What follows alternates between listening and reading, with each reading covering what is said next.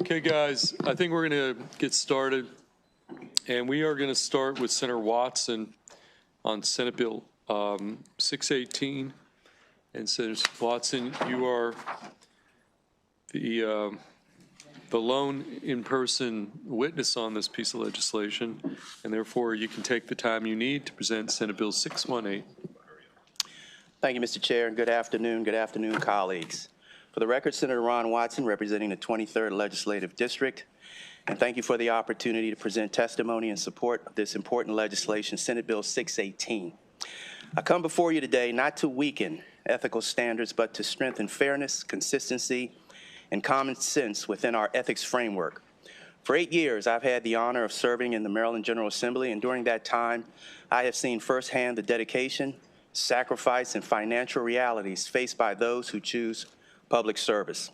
This bill addresses a narrow but significant issue, the inconsistency in our current law that allows an individual to hold a state or local government position if they obtained it before election, but restricts that same opportunity if it is pursued after serving honorably for a full term. Under current law, if someone is already employed by state and local government and is elected to office, they may continue that employment. However, if an individual serves one full term in the General Assembly and then seeks similar employment afterwards, they may be barred or restricted due to ethical prohibitions designed to prevent undue influence. The inconsistency is clear. Same job, same agency, same qualifications, yet the timing alone determines whether or not it's permissible. If the concern is corruption or undue influence, that concern does not hinge solely on whether employment was secured before or after an election. Ethics standards should be about conduct and not timing. This bill simply provides that after serving a full term, an elected official may pursue public employment under reasonable guardrails, just as someone who held that job before election is permitted to do so.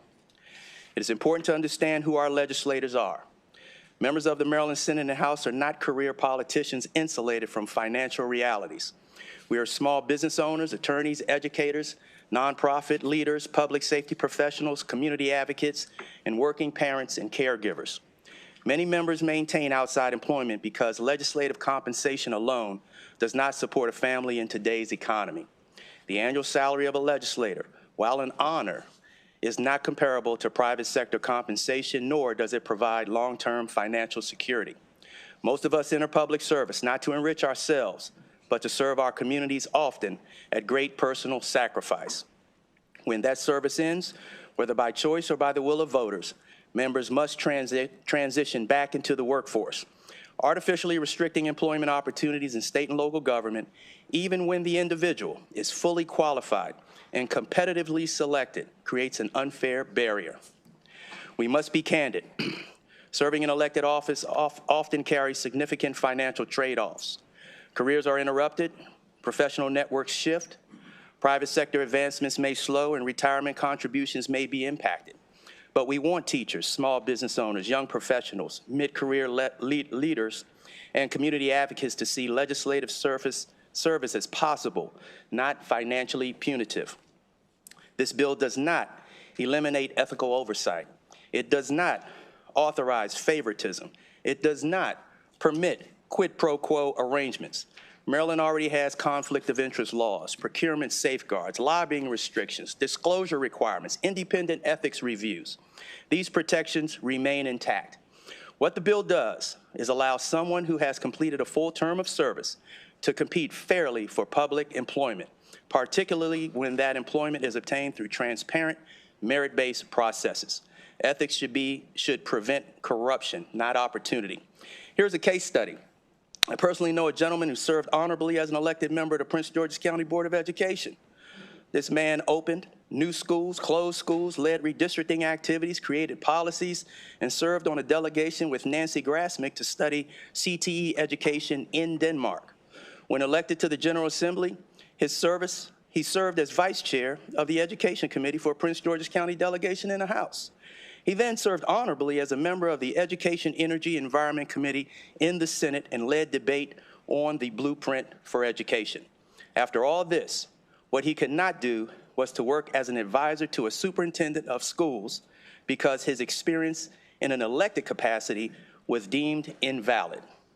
In closing, this bill keeps the Joint Ethics Committee's authority intact, creates a narrow exemption for individuals who have served at least one full elected term, and objectively satisfy minimum education, licensure, and experience requirement. And colleagues, remember, when the Maryland Senate was founded in 1776, it was a body of aristocrats, landowners. We are not that. We're middle-class Marylanders who step away from careers to serve. That concludes my testimony, Mr. Chair, and I respectfully request a favorable report on Senate Bill 618. Okay, thank you, Senator Watson. Let's take questions. We'll start with Senator Washington. Thank you so much for this bill, Senator Watson. Generally, it's my understanding that you can be hired as a lobbyist. So you just wait a year, right? We can become a lobbyist. But you can't do that just for the types of jobs that you're saying. I mean, you can't be a lobbyist for the state of Maryland and serve in the General Assembly. That's right. So you can't be for the state. So this is about state jobs. State and local, yes. State and local. So yes. There's a specific, and I apologize, I didn't read the details. So there's a specific prohibition against being hired if you've ever served in a legislative capacity. No. Let me be clear. Yeah, thanks. There's a current prohibition of working in state and local government, having not had those experience prior to being elected, right? Right, yeah. So today, we cannot get a job in the comptroller's office. We cannot get a job in the treasurer's office. We cannot get a job in our local board of education, our school districts, and those types of things. Right. That's the current restrictions. What I'm saying is that if you held those positions prior to being elected, you're grandfathered in. But whether you did or didn't, you still fall under the same criteria for responsible ethics. Yeah. We still do. Right. And what this bill is attempting to do is close that narrow gap. Yeah. And ensure that, look, many of us have been here for 20 years. We have so much in-depth experience in state, local governments, education, a variety of things. And to think that we cannot leverage that skill set to the benefits of our community is a mistake, I believe. Well, I guess my point was that one could leverage that experience for the benefit of a lobbying firm or someone else. Once you get out of office. Right, once you get out of office. But you can't, once you're out of office, leverage this experience for the state. So that's what I'm getting from you. I agree with you. Don't Okay. I said it in a convoluted way, as I usually do. But thank you very much. Thank you. Okay, Senator Harris. Appreciate that, Mr. Chair. So great bill. So my question is, what's the difference between waiting 4 years, a full term, versus the person getting the job or being hired for the job the first year? Like, what's the difference? If they qualify coming in, what's the 4-year wait for? That's a great question. This was kind of meeting in the middle. We wanted to make sure there was skin in the game and that folks really were not just getting elected and immediately trying to leverage their position for independent opportunities. You have worked a full term, and then this opportunity opens up for you in this narrow window. Okay. Senator Hester. Thank you for the bill, Senator Watson. So this is a part-time job, right? Yes, it is. At least it's paid part-time. It sure does. I find myself working long hours all the time, but only paid part-time. How hard would you say is it to get a job for the rest of the year? It's extremely difficult. I found that too. It's extremely difficult, and we're professionals. We make it look easy, but the financial realities back at home are very challenging many times, and this is something that we have to take into account. If you think back, we know where many of our colleagues work. Some work for the comptroller's office, a variety of places, and we don't ask a lot of questions of how they got there, but we do know that while they're there and currently working, they are held to the highest ethical standards, as we all are. But to think we, after accumulating that same level of expertise, cannot get the identical job following a merit process, not appointment, but we go through a competitive process where there's a vacancy announced and we subsequently get that job, that we cannot hold it because of some archaic values that we try to hold on and not recognizing current reality. I agree with everything you just said. The final point to my question is, do you think that we actually are at risk of losing good people to who hold elected office because they can't simply afford to not work for the whole year? I think that's correct. Thank you. And Yeah, I you did did, say you wanted to co-sponsor the bill, right? One question I guess I would have is, we got 43 part-time legislators. Have you done any, I don't know if it's NCSL, like how does this prohibition we have here in Maryland stack up? I don't know. Do we have any rules in the other 43 part-time states like ours? Are we an anomaly? I mean, I would just be curious just to know, because we're not on an island here No, that's a on good that question, issue. Mr. Chair. I have whether not it's looked at- Virginia or whatever, right across the river I have or not looked something at like what the other jurisdictions Okay. do. I know that talking to many of our colleagues, many of them have gone through and continue to go through similar circumstance. Many of us. And so I think it's something that we can certainly do here with the appropriate guardrails in place. And again, this is very, very narrow. Okay. Additional questions for Senator Watson? It's a pretty straightforward issue. Okay, that concludes bill hearing on Senate Bill 618. Thank you, Senator Watson. Thank you, Mr. Chair. I'm going to next call, is Senator Reedy here in the House? We got, Senator Reedy, we got two bills. Why don't you come up here on Senate Bill 517? And is Stephen Patton here? Yes. Mr. Patton, would you come on up? On Senate Bill 517. Thank you, Mr. Chairman. Great to be with you this afternoon, colleagues. Senate Bill 517, Senator Reedy here to present. This bill, you've heard it before, but I do think it's really an idea that time is here. Senate Bill 517 offers a clear process to appoint a delegation to a future Constitutional Amendments Convention called under Article 5 of the U.S. Constitution. We've before been in here talking about joining the Article 5 call. This committee has not weighed in officially, but the silence indicated we weren't ready to make that step. The committee was not ready to make that step. However, many states are joining the Article 5 call. We are up to, as you may know, when an amendments convention can be called when 2/3 of the state legislatures pass resolutions applying for a convention to propose amendments on the same topic which serves as the meeting agenda. That is Article 5 Constitutional Convention. Each state chooses and instructs its delegation of commissioners who attend the meeting, work with other state delegations to hammer out amendments and proposals on the topics that are specified. Because these commissioners act as agents of their state legislatures, they only have the legal authority to act pursuant to that specified agenda and only act in pursuance of what we would instruct them. And this Article 5 convention can happen without Maryland saying we want it to happen. When we get to 34 states calling for it. Every state, though, gets one vote at this Article 5 convention.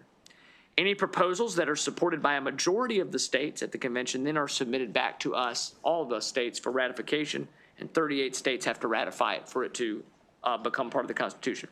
So what this bill does is lay out the way we would select these commissioners to an amendments convention so that we have something in place if and when this convention gets called. And we're up to 20 states, 20. Yeah, I'll let you testify to it, but 20 states that have done this. So it's not as far away as you might think. And so to be clear, though, this bill, if you're passing this bill, would not include Maryland with those 20 states. This bill does not call for it, but it allows for Maryland to be prepared with a specific process of how our state would be represented if and when that time would come. So I would respectfully ask for a favorable report on this preparatory bill. And with that, Mr. Chair, I'll ask my friend here, Steve Patton, to testify, and then we'll be happy to take questions. Okay, Mr. Patton, you're going to be on our clock today, okay? Up to 2 minutes? Okay, thank you. Sounds good. Thank you, sir. Well, thank you all for allowing me to be here again today, and good afternoon. My name is Steve Patton. I'm a resident of Carroll County here in Maryland. as Senator Reedy stated, I have been in front of this committee before, and I have been proposing that Maryland join the call for an Article 5 convention. That is not why I'm here today. As Senator Reedy stated, we are looking for this committee to pass 517 to ask Maryland to put in place guidelines and guardrails to win the Article 5 convention, any Article 5 convention, not the one that I specifically have supported in years past here to ask Maryland to join. But when that does happen, any Article 5 convention is called that Maryland has guidelines in place for the representatives, the commissioners, that this General Assembly will be in charge of assigning to represent Maryland at such a convention. SB 517, this addresses that when that Article 5 convention is called, Maryland will have a structure, a guide, and they'll be able to hold the commissioners that represent the state of Maryland accountable at such a convention. This legislation establishes qualifications, a selection process, defined authority, compensation standards, binding subject matter limits, reporting requirements, and a removal mechanism if a commissioner exceeds the scope of the General Assembly. SB 517 does not call a convention. It does not expand its scope. It does not endorse any specific amendment. It simply ensures that when Maryland participates in a constitutional dialogue among the states, it does so with clarity, discipline, and accountability. When a convention is convened, Maryland should not be scrambling to draft procedures. It is important, I will restate what this bill does. It creates clear qualifications for commissioners, a defined appointment process, specific limits on authority, binding subject matter constraints, reporting and transparency requirements, compensation standards, and a removal mechanism if a commissioner steps out of bounds of your authority. Again, your authority. I welcome any questions, and I really appreciate your time in allowing me to speak today. Thank you all. Okay, thank you, Mr. Patton. Get questions for either Senator Reedy or Mr. Patton? Okay, seeing none, that concludes the bill here on Senate Bill 517. Senator, we're going to move to Senate Bill 567, Senator, and we've got one virtual witness signed up unfavorable, but you're the witness on Senate Bill 567. Thank you, Mr. Chairman, Madam Vice Chair, members of the committee. Senate Bill 567 is really a common sense bill that seeks to have us join the 36 states that now have an ID requirement for voting. Senate Bill 567 would require voter ID to vote in person, but has an expansive number of potential identification forms that can be used. One of the main concerns about requiring ID to vote that I have heard expressed is there are concerns about not possessing a person who maybe doesn't possess the right kind of or a government-issued ID. And while generally speaking, most people have some form of government-issued ID, there could be some that do not. So Senate Bill 567 deals with this by including a number of options, including utility bills, bank statements, government check, paycheck, or other government-issued document, a voter notification card, or even simply the sample ballot that was mailed to them. As I said, there are now 36 states, according to NCSL, as of July 2025, that require some form of identification to vote. It is widely approved by vast majorities of Americans. It's an 80-20 type issue. Crosses racial and gender and partisan divide that's very popular. In our one-person, one-vote system, having intentional but reasonable security measures really does instill confidence in the sanctity of voters and votes and our system of government. We've had some high-profile examples, including some in the news recently, of people registered to vote that should not have been on our rolls, that have actually received mailed ballots to them. We have examples of people, and I've even brought to the committee, and we haven't quite closed this loophole yet, that while it's illegal to vote in 2 different states in the same general election, we've had people in Maryland's law doesn't actually make it a prosecutable crime. It is illegal, but it's not a prosecutable crime. That's not this bill, but it does happen. And indeed, I had a constituent that did it in the Westminster area several years ago, and our Carroll County Board of Elections discovered it, and that was the impetus for trying to change that law, or at least add to that law. But I digress. It does happen.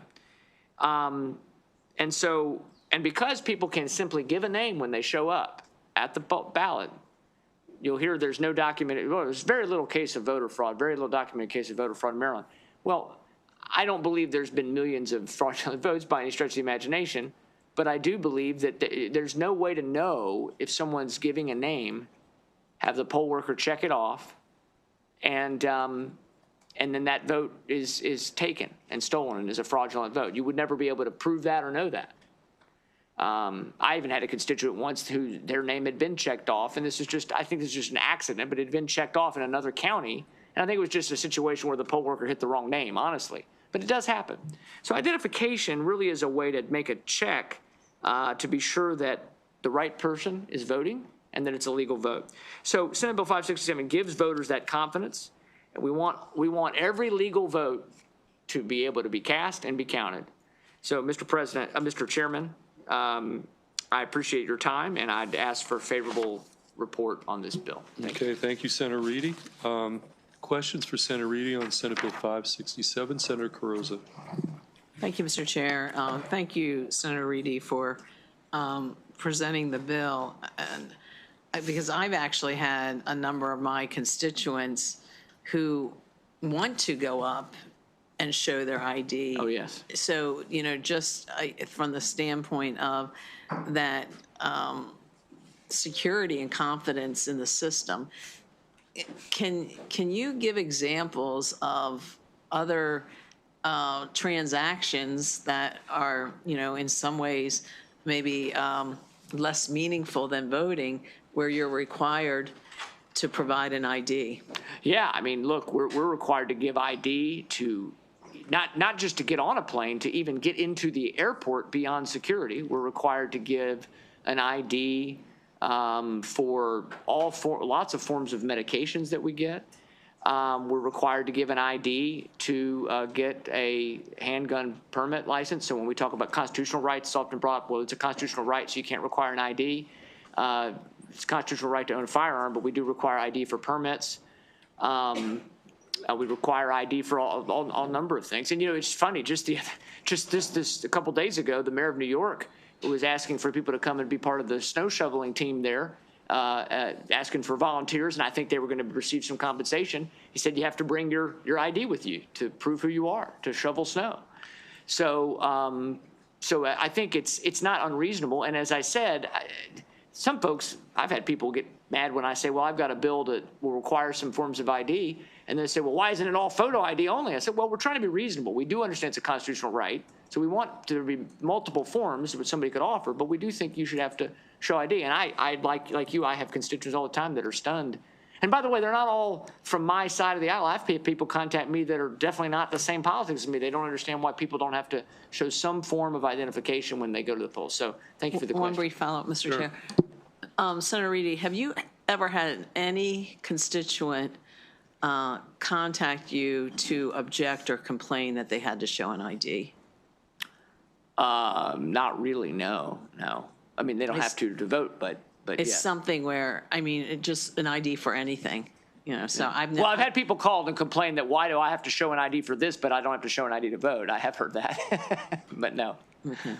Thank you. Okay, let's go to Senator Harris, then Senator Watson on the other side. Senator Harris? Appreciate that, Mr. Chair. So I'm just trying to follow with this particular bill. So what issue are we trying to solve here? We're trying to be sure that we know who's voting and that we have only people who are voting legally under their name are voting. And how many cases have we seen with voter fraud? Well, we wouldn't really know in Maryland, would we? Because nobody's ever asked for an ID, and they only have to give a name to the person who's checking them in. So if they give a name, the person just checks the name and takes them out of the poll book, says you're voting, So we wouldn't really know. We have had some examples, as I mentioned, of individual examples of people who have fraudulently voted in multiple states.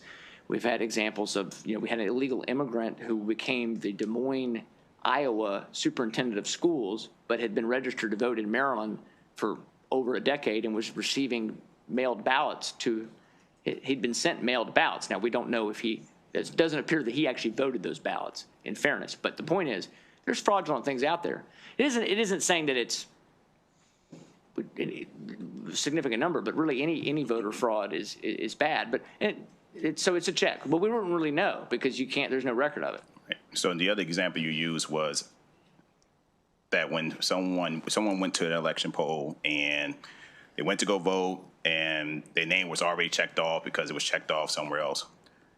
How does an ID prevent that from happening? Because it seems like you said someone did it by mistake. So how would an ID prevent them from? Well, I think if you're looking at the ID, you're going to be able to check the name and be sure it matches what you're checking off in the poll book. We're assuming. Fair enough that if it's an accident could still happen. But the point is, it's much less likely to happen if we're checking names on IDs or on some sort of form of non-identification, saying, "Oh, that's you. You live here. Let's check your name off." Thanks. Thanks. Okay, Senator Watson. Thank you, Senator Reedy. So I agree, IDs are used for almost anything, but why a photo ID and a utility bill? Why a photo ID and? No, it's not and. It should be an or. If it's an and, it's not drafted correctly. So I've had this bill before. It's supposed to be. There's an and in here. I'll check that. Okay. My goal was to have it be in, the goal of the bill, and the way I've always had the bill, I don't know if it got tweaked. It was a cross file, so I can't speak to whether it maybe was filed a little differently, but it should be, no, we want one form of All right, identification. page 2, line 14. Check that. I'll check it out, yeah. All right, thank you. Thanks for the catch on that, yeah. Oh, it is correct, okay. Okay. Okay, council says that it's actually accurately drafted. Oh, so, good, okay, yeah. well, we'll Okay, double check it. So additional questions for Senator Reedy? Okay, thank you, Senator Reedy. We do have one unfavorable. Is she in the queue? Okay, Monica Brooks signed up unfavorable. Ms. Brooks, we're going to pull you up, and you're going to be on the up to 2-minute clock to testify again unfavorable. There, Ms. Brooks?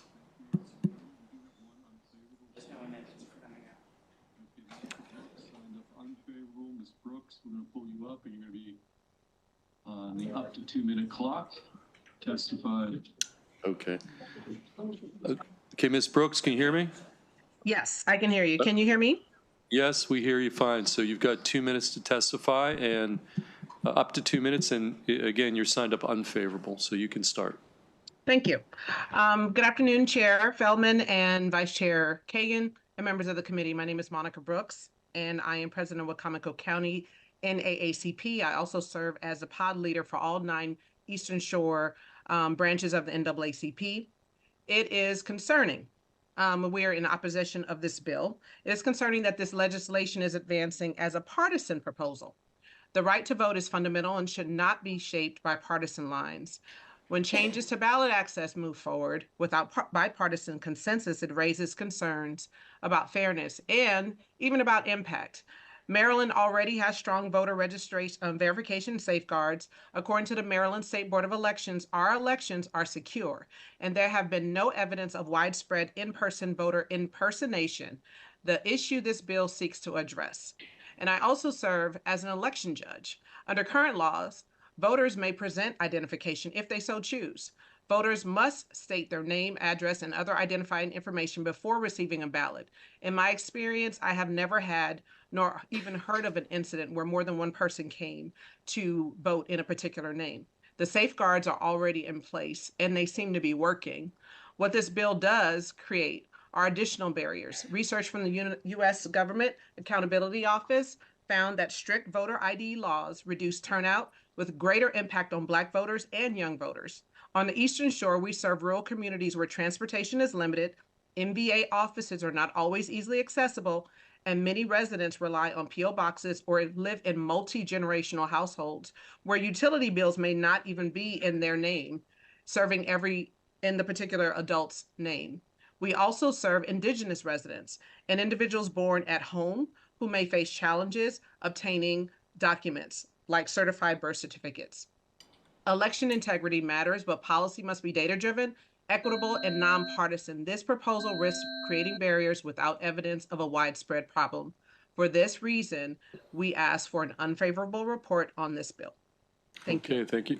Thank you, Ms. Brooks. Any questions for Ms. Brooks? Okay, seeing none, that is going to conclude the bill hearing on Senate Bill 567. Senator Brooks, why don't we go to you next on Senate Bill 901? And I've got a sponsor panel that I'm going to call up. Cheryl Fogel-Hatch, Yasmin Raya-Zudin. Oh, yeah. Well, actually, she's not really formed the panel, but she's favorable. Just Ronza Othman, Braden Steiner. Okay, let's start with those four, and then we're going to take a few witnesses after that. So Senator Brooks, Senate Bill 901, and you can proceed to explain the bill. Thanks, Chair. Chair Ferguson, Vice Chair. Feldman. I'm not Ferguson. I'll tell you. Where's Ferguson? I gave you a promotion, sir. Chair Feldman, Vice Chair Kagan, and members of my august committee, thank you for the opportunity to testify before you on Senate Bill 901. For the record, I'm Senator Ben Brooks, representing the 10th Legislative District in Baltimore County. Senate Bill 901 addresses a narrow but important accessibility gap in Maryland, Maryland's election system, by authorizing a secure telephone voting option for voters with print disabilities. Maryland has taken meaningful steps to expand accessible voting, including in-person accessible equipment and mail-in ballots. However, for some voters with print disabilities, these options still present barriers to voting independently and privately.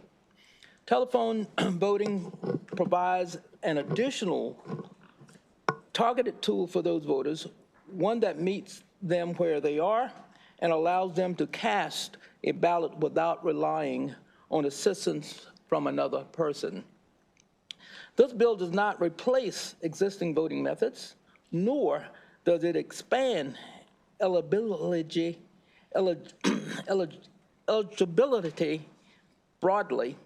It simply gives the State Board of Elections the authority to offer a secure, careful, implemented option for a specific population of voters who face persistent access challenges.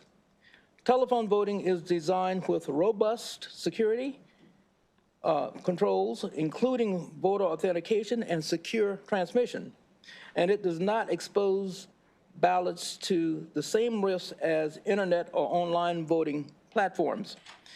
This is a narrowly targeted tool specifically for voters who faces barriers with traditional voting methods, and it preserves the integrity of our elections while expanding access. At its core, SB 901 is about dignity, independence, and equal participation in our democracy. No voters should have to choose between casting ballots and giving up their privacy. For these reasons, I respectfully ask for a favorable report on SB 901. We do have amendments forthcoming, and which will tighten up some of the language and ensure feasibility on the voting method. And they include system implementation by 2030, by the 2030 primary, coordination between DO-IT and SBE to explore options for development or procurement of a system. And the last one is technical language to confirm protection meets the ADA requirements, means for system certification, confirmation, and validity as for reasonable accommodation. Now, Mr. Chair, I'll turn it over to my panel. Okay, do you have a particular order? Yes, Roz, you want to go first? Okay, and each of you will be on the 2-minute clock, okay? Not sure the mic's working. Don't put. Don't push Yeah, it. don't Okay. push it. Yeah. Got it. Okay. Thank you. Mr. Chair, Madam Vice Chair, and members of the committee, my name is Ronza Othman, and I'm the president of the National Federation of the Blind of Maryland. NFBMD is the state's oldest and largest organization of and for blind, low vision, and deafblind individuals. My ballot is neither secret nor independent, and I've testified before you numerous times about why. Bottom line is the current method of making people with disabilities who can't use paper ballots return a paper ballot is discrimination. During the last primary, I was traveling for my job the entirety of the early voting period and on election day. I received my absentee ballot using the secure portal as required by law, no problem. I had to go to a library, then a second library, then a college to print my ballot, each time with assistance from several people. Then I needed their help to sign in the little box and mail my printed ballot. It took me 3 days, roughly 12 hours, and 17 people who had their eyes and hands on my ballot before I could vote. Each time I was asked why I voted for who I voted for by at least one person, and some of them tried to convince me to vote for someone else or a different way. I don't know if the people I actually voted for are who were on my ballot because I wasn't the last person to touch my ballot and I couldn't verify whether they'd changed anything or not. This is not an isolated incident. It's not unique to me, and many of my members face this on a regular basis. This legislation takes us back to old school technology and implements a telephone system that is not in any way connected to the internet, where I can use a touchtone phone automated system to mark my ballot. Then the Board of Elections, instead of me, prints it. My credentials are unique to me. The system doesn't transmit data over the internet. Voted ballots are housed in an air-gapped database, and the method is accessible. We had phone systems before the internet, and they absolutely still can and do exist without the internet as a means of transmission. This is essentially the same absentee voting system we have in Maryland, except that SBE gives me a phone line instead of a piece of paper, and then SBE instead of me would print my voted ballot. We can't just keep waiting for someday in the future when someone else will solve this for us. We're here with a common sense, straightforward technology, low risk and secure method.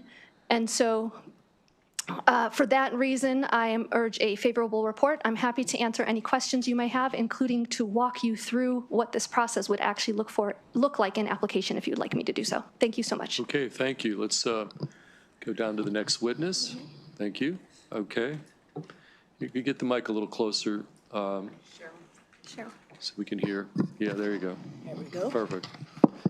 Thank Okay. you. Is this, I guess this is on. Yes, it's on. Thank you.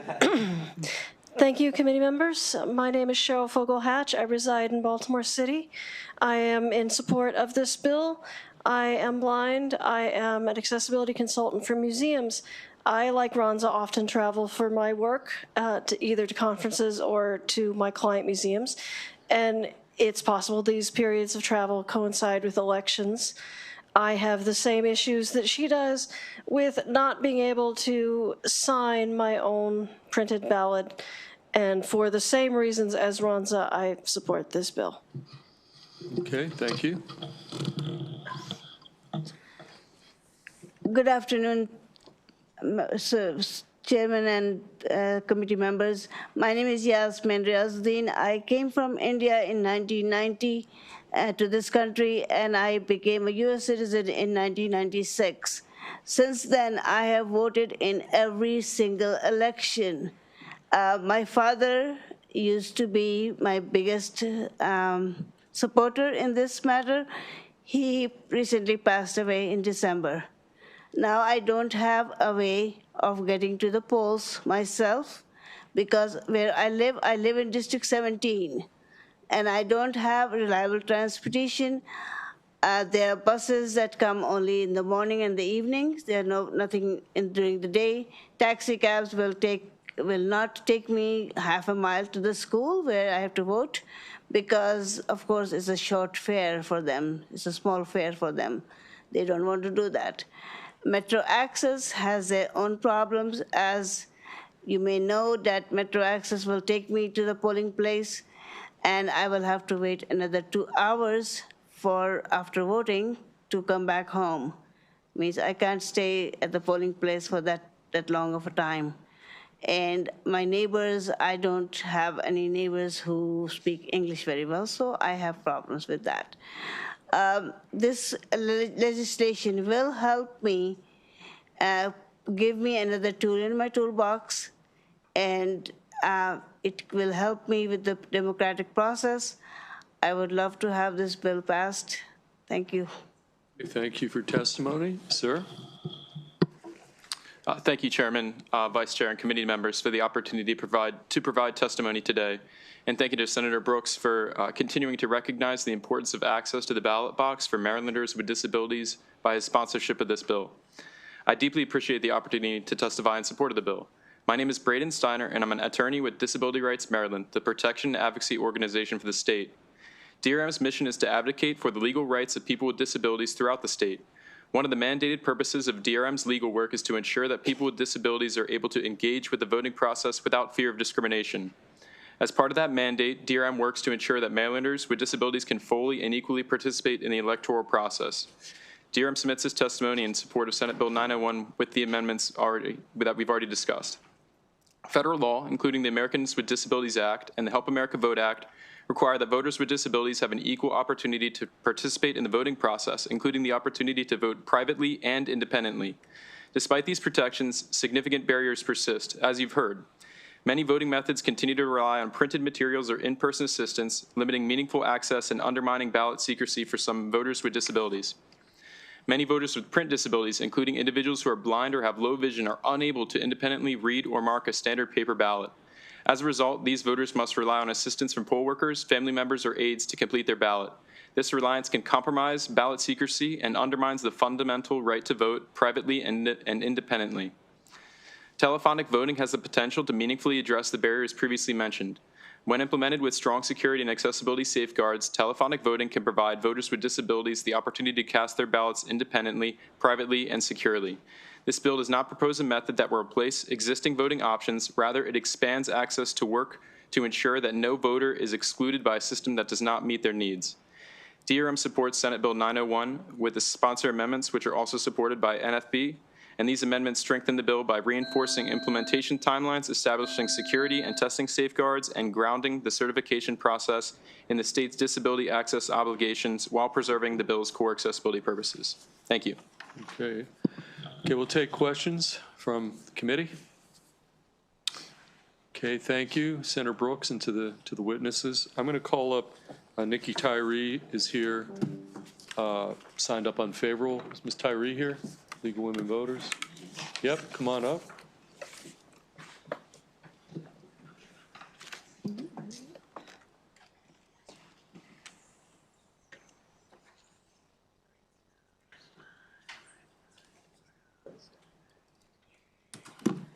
Okay, whenever you're ready. Thank you, Chair Feldman, Vice Chair Kagan, members of the committee. I'm Nikki Tyree, Executive Director for the League of Women Voters of Maryland. When it comes to elections, the League follows what we call the SERET model: secure, accurate, recountable, accessible, and transparent. While we applaud any effort to make elections more accessible, the League is concerned about the lack of security being put forth in this bill. Voting by phone has been shown to lack security, as you must connect at some point to the internet or a public network. The bill, as written, does not define how these votes would be kept secret, how they would be audited or recounted if needed. And a system like this has never been tested on a Maryland ballot. There have been smaller programs, which you've probably read about in some of the testimony, but when looking at the details of those programs, it becomes clear that they were not to scale of what the Maryland ballot would require. And the programs couldn't set out to achieve such scale. The League joins the National Institute of Standards and Technology, Department of Homeland Security, the FEC, FBI, and of course, countless other nonpartisan election organizations to ask for an unfavorable report at this time. And I'm happy to answer any questions. Okay, any questions for Ms. Tyree? Okay, Senator Brooks, are you trying to push the button? Yes. Okay. Ms. Tyree, yes, you said, do you know that this particular method, this particular procedure will be authenticated, and then personal identification pins would be offered just to validate that the particular person that they're trying to reach is that individual? So I think that for validating the individual, that kind of falls pretty low on our list of overall concerns. I'm sure that there is a way to be validated. However, part of the testimony that this committee has heard today is about wanting and desiring to have a completely secret ballot. I'm unsure how the technology allows for that to transpire completely, right? So if somebody is authenticating that it is themselves, at some point along the lines, especially at the last hands on the ballot, somebody is going to know who that voter is. While we can accept that people might say that they're okay with that secrecy being mitigated or lost as long as they're allowed to vote on their own, we actually think it calls into question the integrity of elections in general, and the sense that no one should have to give up a right to vote when there are so many other options in Maryland to do that. But it also lends itself to the idea that our elections don't have confidence or integrity in them in general. So we see it as a bigger problem. But again, the validation is much further down on our list of concerns. Okay, yeah. Well, you know, I tend to try to listen to the people who are in that space, you know, because, you know, not being there, you know, my perception probably would differ a little from theirs, but they're in that space, and this is something that they're asking for. So I think we should perhaps try to come up with a method to address their particular needs and concerns. I can fully appreciate that, but what I would ask you to do is look towards all of the systems that this committee and you have passed over the last few years that would lend itself to that. There are several methods. Maryland actually leads the country, as you guys should know because you passed the laws, that allow for people to vote differently and still maintain that SERET model of secure, accessible, recountable, blah, blah, blah, blah, blah. So that is what I would ask you to look towards, especially something like this now in the kind of the elections environment that we're in. It's more important than ever to maintain that confidence in Maryland voters. Okay, well, this bill is extended to 2030, but okay, thanks, Chair. Okay, additional questions for Ms. Tyree? Seeing none, we do have two additional witnesses, both signed up information purposes only. Is Jay Coles here? Mr. Coles, come on up, and then we have one virtual witness. You can pull her up, McQueen Freechild. So, Mr. Coles, why don't you lead off? You're on the 2-minute clock. Great. Thank you, Mr. Chairman, Madam Vice Chair, members of the committee. For the record, my name is C.J. Coles. I represent the nonpartisan nonprofit organization Verified Voting. Our mission is to strengthen democracy for all voters by promoting the responsible use of technology in elections. I'm signed up today as information only because it is unclear exactly how this system would work, how it would be secured, securable. There have been no standards written, certification standards for a system like this. And we would look to organizations such as the National Institute for Standards and Technology to write standards to secure a system such as this. We posed this question about telephone voting to the scientific community. The scientific community came back and said with modern day cell phones, smartphones, when you make a phone call on your cell phone, it is just another app, as any other app is on your cell phone. It is not like a landline. With a landline, if we were talking about landline to landline voting, we might be having a different conversation. But the app on your phone to make and receive phone calls is just that, an app that can be hacked. The validation question that was just raised to the League of Women Voters, the voter can be validated and verified on their end, but once they press 1 to vote for Senator X, on the receiving end, it might be received as having pushed button number 2 for Senator Y, and the voter won't know that that happened. So I think in this context, is this worthy of study? Is this worthy of figuring out if it can be made possible and securable? Absolutely. But putting a date certain as 2030 without the study proving that this can be secured and securable to the standards that Maryland voters demand and deserve, I think is putting the cart a little bit before the horse. Thank you. Okay, question, Senator Brooks? Mr. Cole, are you offering an amendment? Thank you, Mr. Chair, committee members of the committee, Senator Brooks. We are not offering an amendment at this time. Okay, thanks, Chair. Additional questions, Mr. Coles? Okay, thank you. Ms. Freechild, we're going to take you last here. You're signed up also for information purposes only, okay? So you can start.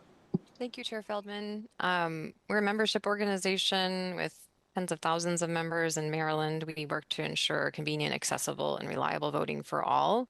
We've been looking at concrete solutions with computer scientists, advocates for blind voters, and voters with other print disabilities to try to find a technology that is both accessible and allows voters to independently and remotely verify that the ballot of record reflects their choices, which this proposal does not currently include. I hadn't seen this proposal until recently, and I wish that we could support it because the issues are real that you're hearing about. However, as you heard from Mr. Coles, the technology proposed in SB 901 unfortunately would not prevent Maryland from suffering a catastrophic failure or attack like we have seen elsewhere with other forms of internet voting.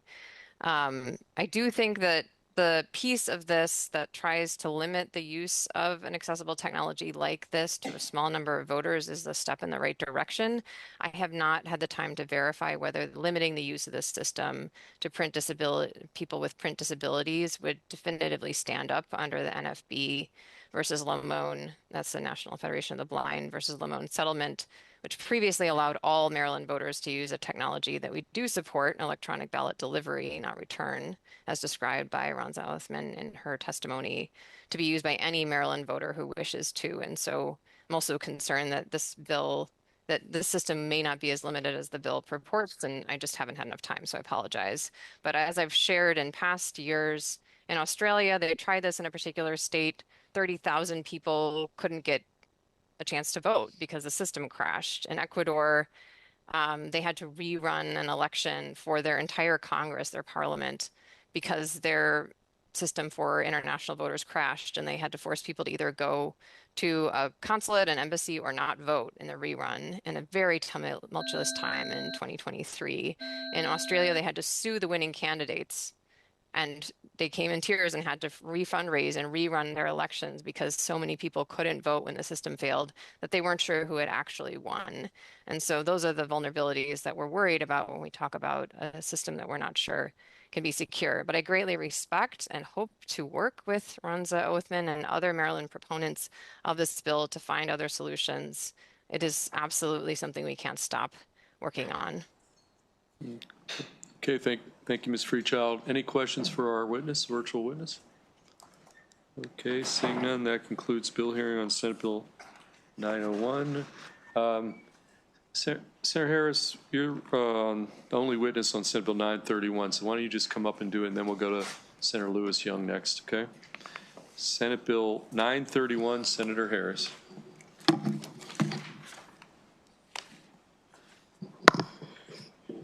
Great afternoon to this awesome committee, Chair Feldman, Vice Chair Kagan. For the record, Senator Kevin M. Harris representing Legislative District 27, which includes Prince George's, Calvert, and Charles County. Here to present Senate Bill 931, Maryland Public Ethics Law, Virtual Currency and Domestic Partners. As a public official, we are held to a standard of honesty and transparency. Our constituents expect that we avoid conflicts of interest and avoid benefiting financially from our offices. Under current Maryland law, state elected officials, candidates for state elected office, and certain senior state employees are required to file annual financial disclosure statements. Current law requires that filers to disclose real estate interests, ownership in business, outside employment, debt, receipt of gifts, so that the public knows that their officials are impartial and free from impartiality, external influence. Currently, cryptocurrencies are not required to be disclosed by state law. Senate Bill 931 would align our state ethics law with the modern financial environment by requiring that any single cryptocurrency held by the filer valued at a minimum of $1,000 be disclosed on the annual financial disclosure statement. Smaller crypto holdings would not need to be disclosed. This change is necessary as a growing number of Marylanders own cryptocurrency, including state officials. The federal government already requires that members of Congress and select staff, as well as staff in the executive branch, report their holdings of cryptocurrency. Senate Bill 931 would bring Maryland in line with this standard.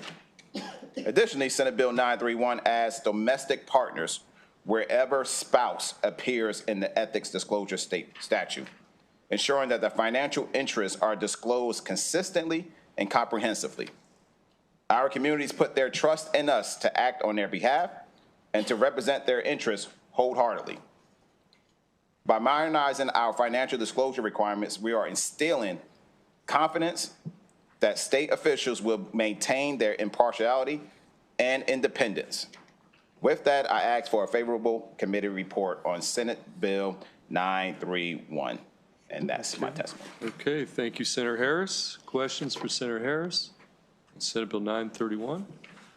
Seeing none, that concludes bill hearing on Senate Bill 931. Senator Lewis Young, you're up next, Senate Bill 727, and I'm going to call up, you've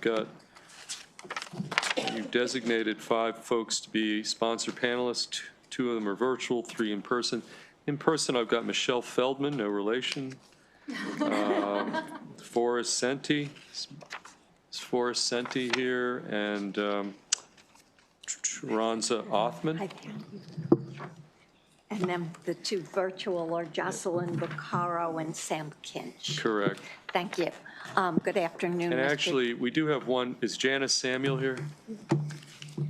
Is Janice Samuel here?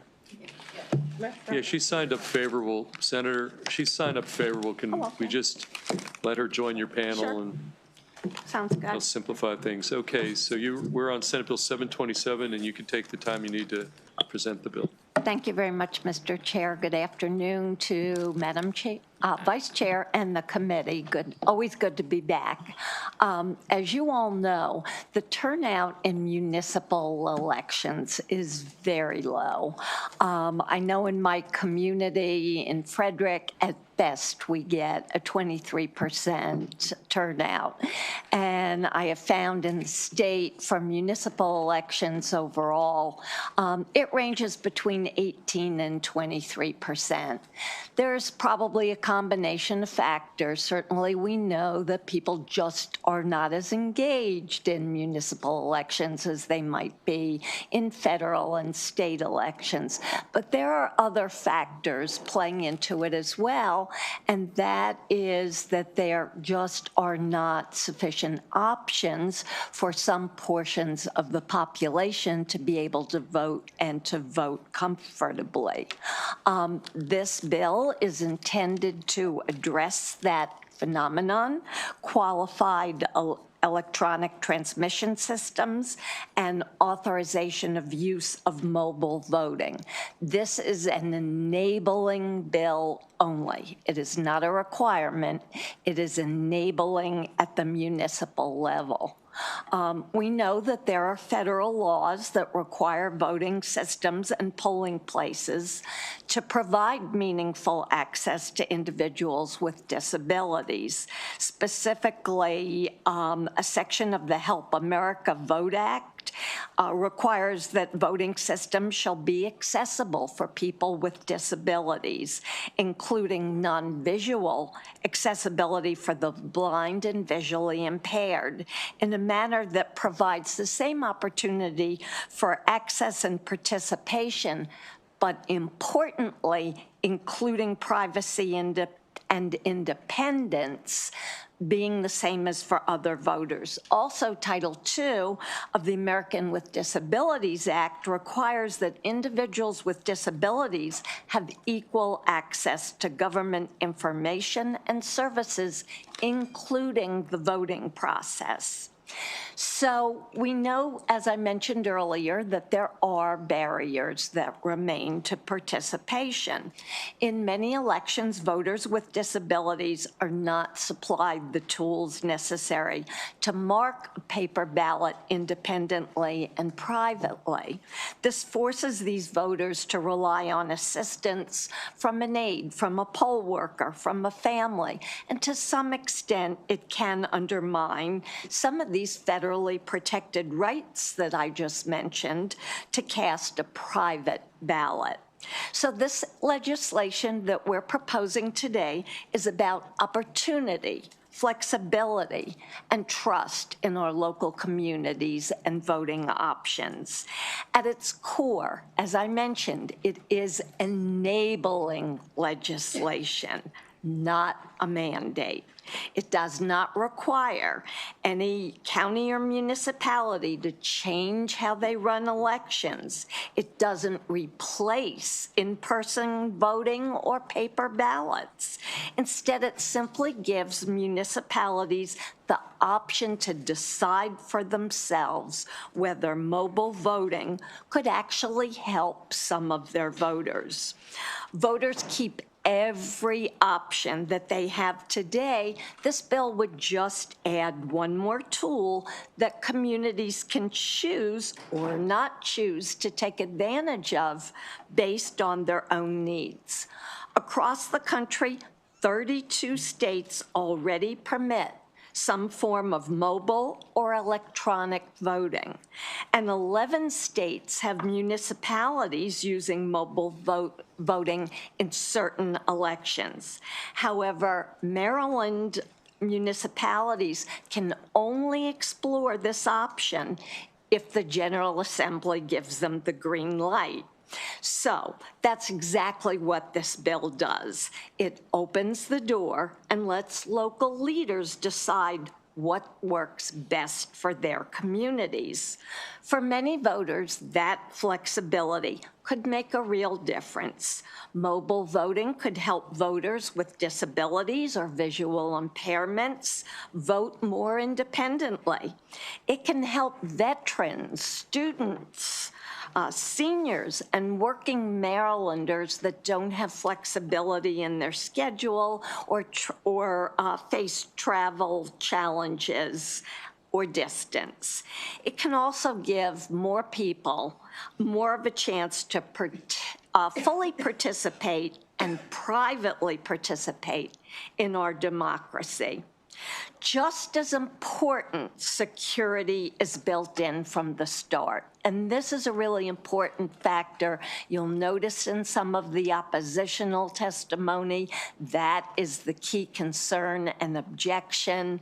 I heard it from the previous bill, and we have someone on our panel that is a cybersecurity expert that will speak to that concern. So the next generation of technology requires really strong standards for encryption, identity verification, auditability, and transparency. As I mentioned, our panel is going to explain how these systems work and how they're designed to be secure and trustworthy. During our research, we looked into 2 other areas that have already implemented this, Alaska and West Virginia. And although the incremental voting was fairly small, it certainly did assist a smaller community. So my point in mentioning that is, on the one hand, the incremental voting is unlikely to pose a security risk, but it's a huge benefit for a portion of the population that doesn't have some of the flexibilities that I spoke about earlier. So in summary, this is a positive, practical step forward. It empowers municipalities, protects election integrity, and expands voter access for voters who could benefit from this option. Thank you very much, and I now pass it on to my panel. Okay, do you have a sequence, order, Senator? Or- Michelle. Michelle. will Okay, be next. Michelle, you're going to start. Okay? And you're going to be on the up to 2-minute clock. Thank you so much. Good afternoon. My name is Michelle Feldman. I am the campaign director with the Mobile Voting Project, and we're a nonprofit that seeks to increase voting access through secure smartphone voting. And I'm testifying in favor of this bill because we're facing new and unprecedented challenges to voting, but luckily there is great progress and innovation, and we can reasonably address these roadblocks. And again, as the senator mentioned, this isn't theoretical. We've done 11 states have had different pilot programs, and we've seen some really good results. So in Denver, turnout among military and overseas citizens nearly doubled. In a special district in Seattle, we saw the turnout double from the first election to the second election, and then triple the following election. And then in South Carolina, we saw Charleston County increase turnout by 40% among military and overseas voters. And it also saved dozens of hours of manual labor. And really quickly, this is how it works. The voter downloads a secure application through their Board of Elections website. Second, they verify their identity through multi-factor authentication. Third, they mark their ballots on their device. They hit submit, and 3 things happen. The ballot is encrypted, it's anonymized, and the voter gets a tracking code. Then the digital ballot goes to the election officials, who immediately take the ballot offline, decrypt it, print it, and mix it with all the other paper ballots. And then finally, using the tracking code, the voter can see that their ballot was cast, recorded, and counted correctly. So really what this bill does, again, it's opt-in. It's if cities want to do this in municipal elections only, that they can. It's a step. It's not a huge leap. And thank you for your time. Okay, who's going to go next? That'll be me, Mr. Chair. Okay. Well, Chair and members of the committee, it's great to see you. My name is Forrest Senti, and I'm testifying in support of this bill. I've spent most of my career working in cybersecurity, and for today I'm your designated nerd. It's great to see you all. And secure software design in both the public and private sectors. At the National Cybersecurity Center, I was a hands-on practitioner and an executive while I was there. I actually got the opportunity to lead the first independent security audits of mobile voting technology at this time, and I've worked in several states since then on the first uses of this. I'm here as a cybersecurity consultant to address the security of what this bill contemplates, so you'll hear me talking a little bit about it. A big thing for me is that a lot of you are going to hear today that internet voting is insecure. For email, fax, and unsecured web ballot portable turn, that is correct. I would actually oppose their use. But this bill requires something fundamentally different. End-to-end verifiable cryptography, the same mathematics protecting things like banking, military communications, and classified systems. Here's the critical distinction. Traditional electronic systems ask you to trust that nothing went wrong. This system asks you to verify. Every ballot is encrypted on the voter's device and mathematically provable from submission to final count. If anything is tampered with, malware, an insider threat, anyone, the math breaks and the discrepancy is detected. It is designed to fail loudly, not silently. You may hear 3 specific objections. First, that malware can compromise the voter's phone, but verification is capable of happening on a separate device, requiring an attacker to compromise both devices independently. Second, most voters won't actually check their ballots, but even a small percentage checking their ballots can create a statistical tripwire that makes large-scale undetected fraud mathematically improbable. And third, there's no step for dispute resolution, but this bill requires a paper record, which would actually help with a lot of those things. And these decrypted ballots are then printed and enter the same audit and recount processes as every other paper ballot. A lot has changed since 2020, when the Federal Cybersecurity Infrastructure Security Agency and the FBI warned that electronic ballot return is high risk. That assessment evaluated email, fax, and basic web portals. This next generation of mobile voting technology is significantly more secure and is encrypted, independently verifiable, and audible. I welcome any skepticism. That's how good security works. I'm happy to answer your question. Thank you for your time. Okay, thank you. Let's go through the panel here. Mr. Chair, Madam Vice Chair, and members of the committee, it's nice to be back before you in EEE. It was a long commute. My name is Ronza Othman, and I'm the president of the National Federation of the Blind of Maryland. NFB of Maryland is the state's oldest and largest organization of and for blind, low vision, and deafblind individuals. There are currently roughly 250,000 Marylanders with print disabilities, many of whom cannot vote privately or independently in municipal elections. Municipal elections, unlike federal and state elections, do not have the same exact accessibility guardrails that federal and state elections do. For example, some municipalities who offer absentee voting only via paper-based ballot delivery and ballot return. This shuts blind, low vision, and other print disabled voters out of absentee voting entirely. Some jurisdictions provide very limited in-person accessible voting options. They may use their own equipment rather than SBEs. which may not have any features or good features of accessibility. Voting locations themselves may be inaccessible via public transportation. Mobile voting would enable municipalities to ensure that voters with disabilities can participate in the voting process. Those who cite security concerns have yet to offer an alternative which would be both accessible and satisfy their security concerns, and yet this method is extremely secure. This method has had rigorous security testing and is tested and tried and effective in many, many, many jurisdictions, hundreds of them throughout the world. I fear no solution will appease some of those folks that are fixating on security with no solution, and we need to ensure that there is a method for all those who want to vote to be able to vote. If local municipalities want to have the option to explore this technology, then we have a duty to allow them to do so rather than standing in their way to meet their legal obligations to their constituents with disabilities. Therefore, I urge a favorable report on this bill, and I'm happy to answer any questions you may have. Thank you so much. Thank you. Let's take our final witness on at the table and tell us who you are, and you'll be on the 2-minute clock. Good afternoon, Chair and members of the committee. My name is Janice Samuel, and I'm a resident of Bowie, Maryland. I'm here today to urge a favorable report on Senate Bill 727. As a person who is legally blind with severely myopic 20/400 vision, the fundamental right to a private and independent ballot is often a challenge.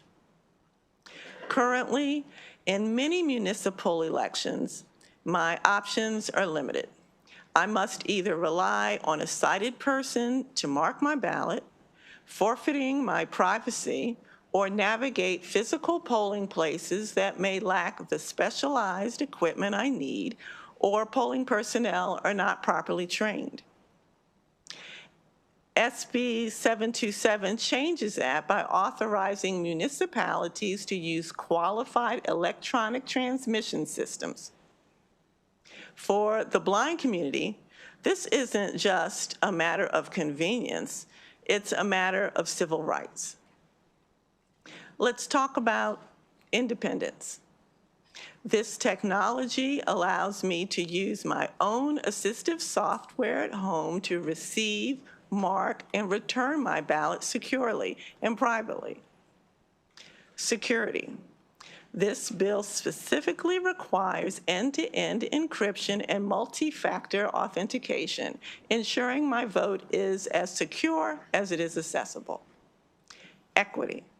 Bowie residents with disabilities deserve the same seamless voting experience as our sighted neighbors. Voting is the most direct way we participate in our democracy.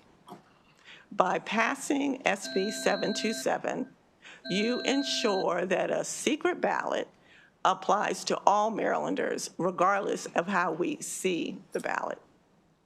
I respectfully ask for a favorable committee report. Thank you. Okay, thank you, Ms. Samuel. Okay, before we go to the two sponsor panel virtual witness, why don't we'll take some questions right now. Vice Chair Kagan you had a question now, or you I do. wait? I'm happy to wait either way. Okay, let's take the two virtual because they're part of your panel. Let's take them and then we'll open up questions. Okay, we've got Jocelyn Buccaro, and then is Sam Kinch in the queue? Okay, Ms. Buccaro, you're signed up as part of the sponsor panel, and you'll have up to 2 minutes favorable, and you can proceed. Thank you so much, Mr. Chair and members of the committee. My name is Jocelyn Buccaro on behalf of the Mobile Voting Project. I'm a former election administrator who spent a decade overseeing elections as director of elections in Denver and in Ohio. Mobile voting is not new, as you've heard. 32 states currently allow some form of internet ballot return for at least military voters. And mobile voting has been piloted in 11 states, including federal, state, and municipal elections since 2018. In Denver, I administered a pilot in our municipal elections for military and overseas voters. We saw participation increase significantly, and 100% of surveyed participants said that they would prefer to use mobile voting technology in all elections in the future. As an election administrator who's run elections in different states and under different voting models, I can attest to the efficiencies and potential cost savings with mobile voting.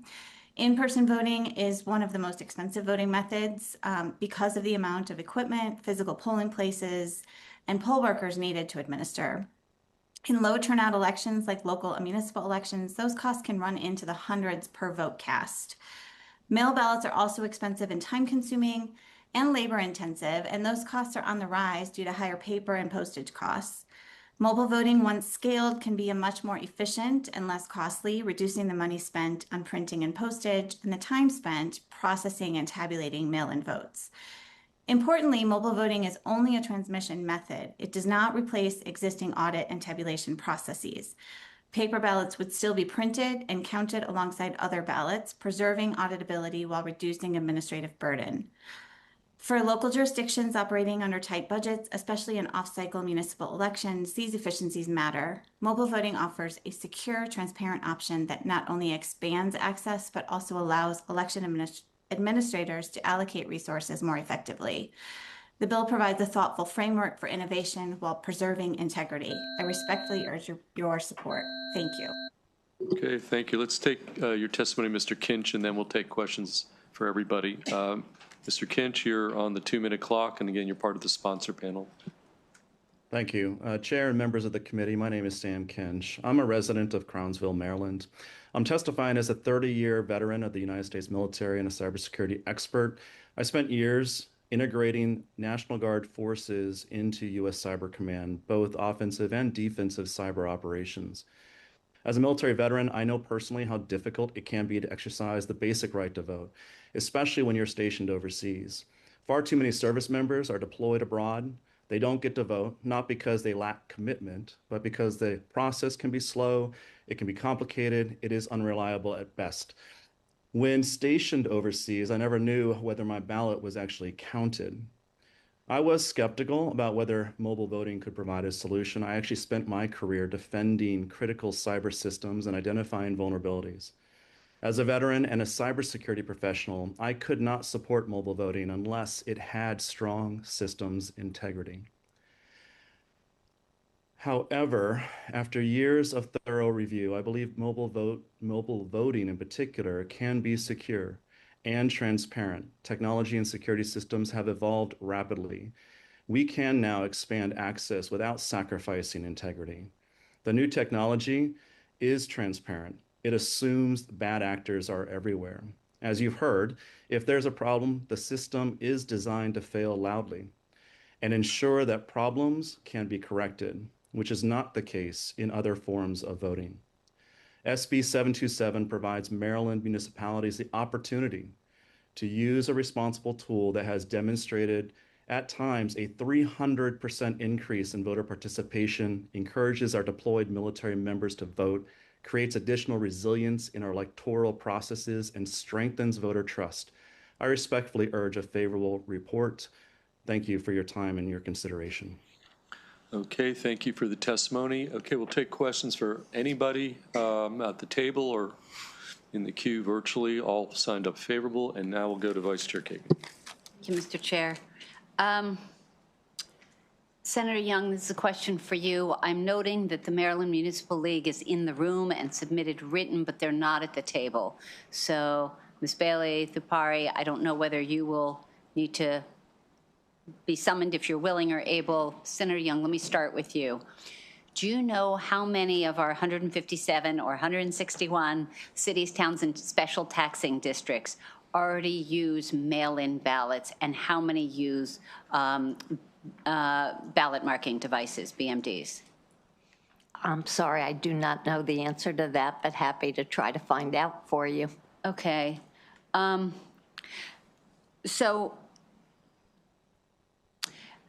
from the current law in the fiscal note, it has in here current law that requires, number 3, require municipalities to allow no excuse absentee voting, mail-in voting in municipal elections. And it also says a municipality may use any method to enable absentee voters to vote, including using any facilities to transmit and receive applications for absentee ballots. So I'm just wondering whether we're kind of getting ahead of ourselves, if there are some tested, approved, sanctioned by NIST, the National Institutes of Standards and Technology, used at the state level. I'm just wondering why we're looking at using other options when maybe our municipalities are not using all the options that are currently available. Ms. Feldman? Hi, thank you. Which section of the bill is that in? I'm quoting from the fiscal note. Oh, I read sorry. the bill. I see. I'm in the fiscal note. I mean, yeah, our bill doesn't, we're not changing that. I'm sorry, I don't have a better answer. Yeah, no, it indicates current law. So Senator Young, maybe you can follow up afterwards and let the committee know. We just got the fiscal note early this morning, so we haven't been able to follow up. Totally get that. So the fiscal note literally is quoting current law. It's not some new language. It just indicates what's already passed and what's already in use. So we can maybe have that conversation another time. Okay. Thank you, Mr. Chair. Okay. Additional questions for any of the witnesses? Yes, sir. Senator Feldman, can I respond to that, Senator Sure. Kagan, as well? Yeah, you can. One comment on that, Senator Kagan, just as a point of piece to that would be, Please. if you did follow that current law as it's written, you would still have to waive your right to privacy on that piece. Because what would happen is, if they're filling out that application and then sending it in, they would have to then remark that ballot while knowing who that person is following that process. So some of those technologies wouldn't necessarily, so part of a big piece of this is enabling privacy for people. So that would be my only comment. Totally understand and appreciate having an election nerd in the room. So thank you for identifying yourself that way. I'm a bit of that myself. I love it. And I'm very proud to be the senator for NIST, which is in the heart of Gaithersburg. That's the way we do it in the state. So changing it and using different technology for municipalities. Understand, ma'am. Okay.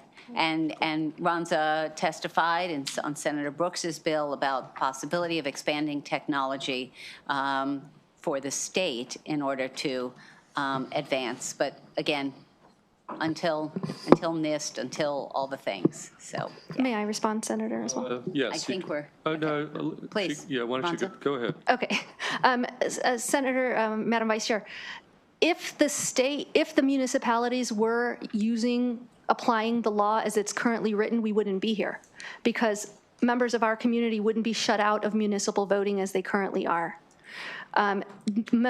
Individual localities, municipalities and local entities are the ones who approached us about this voting method and wanting to have the opportunity to examine it and potentially assess it and determine if it's best for them. And so in response to your question, the current state of the law is not preclusive of being able to add this particular type of voting method. And if they were able to do what we needed them to do, they would already be doing it, which they're not, which is why they're looking for different alternative approaches. Thank you, Ms. Othman. I think that's all a broader conversation of would we want state and municipal elections to be identical or nearly identical. Personally speaking, as just one senator, I'm not sure we would want our municipalities to be using untested technology in advance of the state investigating and employing it.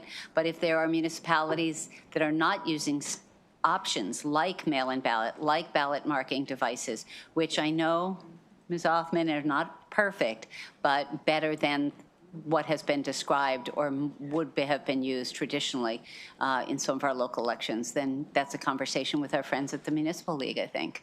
So thank you for bringing the bill to have the conversation. Thank you, Mr. Chair. Is it possible to respond to one comment there?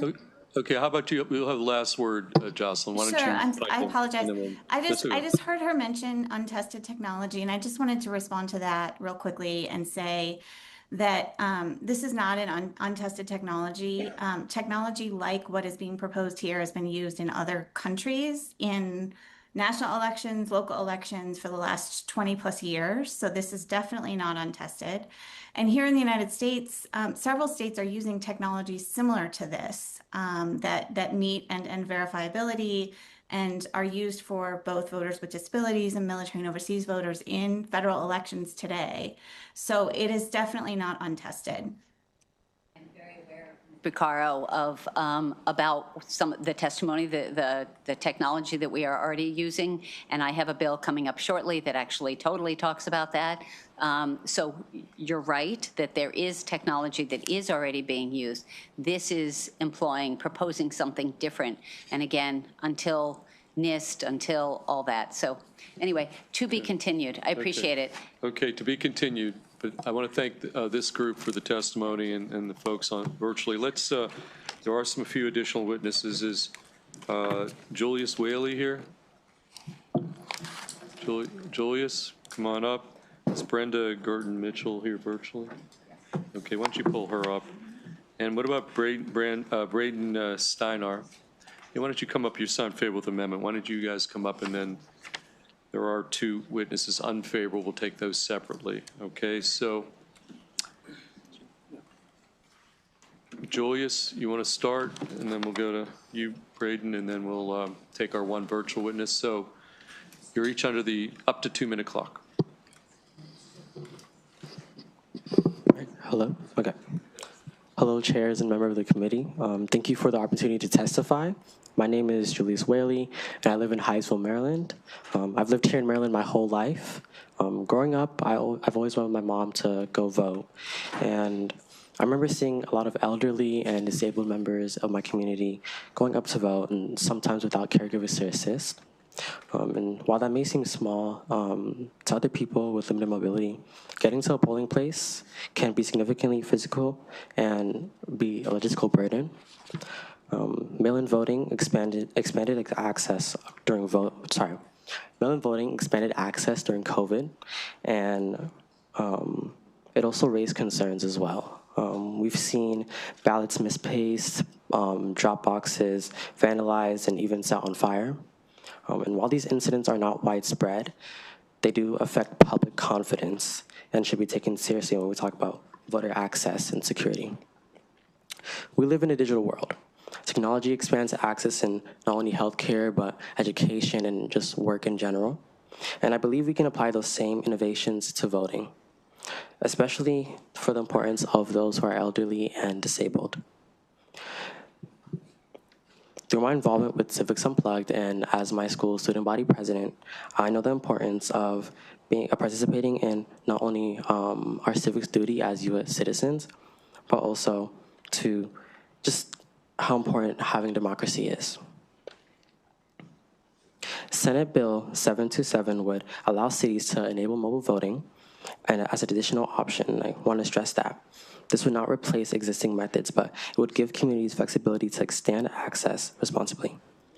Thank you all. This is my first time in front of a committee, and I respectfully urge you all to support SB 727. Okay, thank you, Julius. Good job. We're going to go to Braden next. Signed up.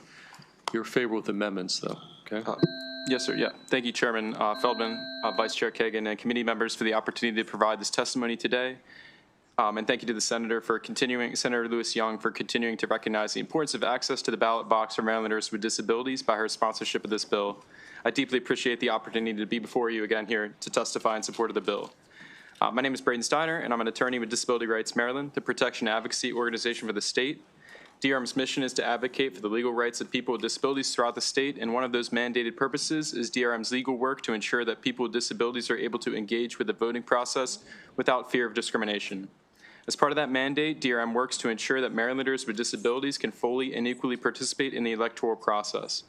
And with that in mind, DRM submits this testimony in support of Senate Bill 727 with amendments. Now, the amendments we were hoping to add to the bill was to explicitly require accessibility for voters with disabilities. I believe that language has been added at this point, so I'm not sure if our amendment still fits. But this amendment would provide clear language for municipalities and election officials in ensuring that accessibility obligations are implemented and that municipal elections are equitable for all voters. Explicit statutory language ensures that all voters with disabilities, including voters who are blind, low vision, deaf, or hard of hearing, have print disabilities or cognitive disabilities, can vote privately and independently. Requiring compatibility with assistive technologies also ensures practical usability for all voters. Maryland must continue to explore and implement accessibility improvements across all voting methods to accommodate the needs of individuals with diverse disabilities. Ensuring that every Marylander can vote securely, privately, and independently should remain a central priority in election policy. Access to the ballot is a bipartisan principle that strengthens our democracy and affirms the fundamental right to participate in civic life. So for these reasons, DRM requests a favorable report on SB 727. Thank you. Okay, thank you. Questions? Vice Chair Kagan. Mr. Whaley, you did a great job. Thank you for your testimony. In case anyone is watching or worried, I just want to clarify. You mentioned fire in drop boxes, and people would be concerned about ballots being burnt and therefore not counted and all this stuff. The FBI's website showed 2 places, Vancouver, Washington, and Portland, Oregon. It was the same car. It was a dark-colored Volvo. It was about, it was between 2 a.m. and 4 a.m., and in both instances, an incendiary device was placed on a drop box. So I just, in case anyone's worried whether their ballot is secure, if they put it in a drop box, it should be fine. So I just want to reassure folks based on your thoughtful testimony. Appreciate it. Thank you, Mr. Chair. Okay, any additional questions? Okay, seeing none, thank you to you two. Final witnesses, we've got 2 unfavorable witnesses. We've got Jay Coles. Mr. Coles up here, and then Ms. Freechild is back virtually, also unfavorable. Queen, she's not in.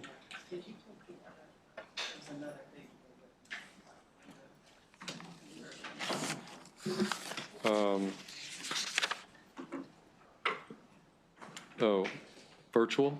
Okay, no, she's in the queue too? Okay, let's bring her up too. I apologize, Mr. And Mr. Chairman, I've been texting with Well, yeah, actually, you can sit at the table, but we're going to bring up, we have a virtual witness signed up favorable. I want to get in the queue. You could stay there. Okay, well, let's bring her.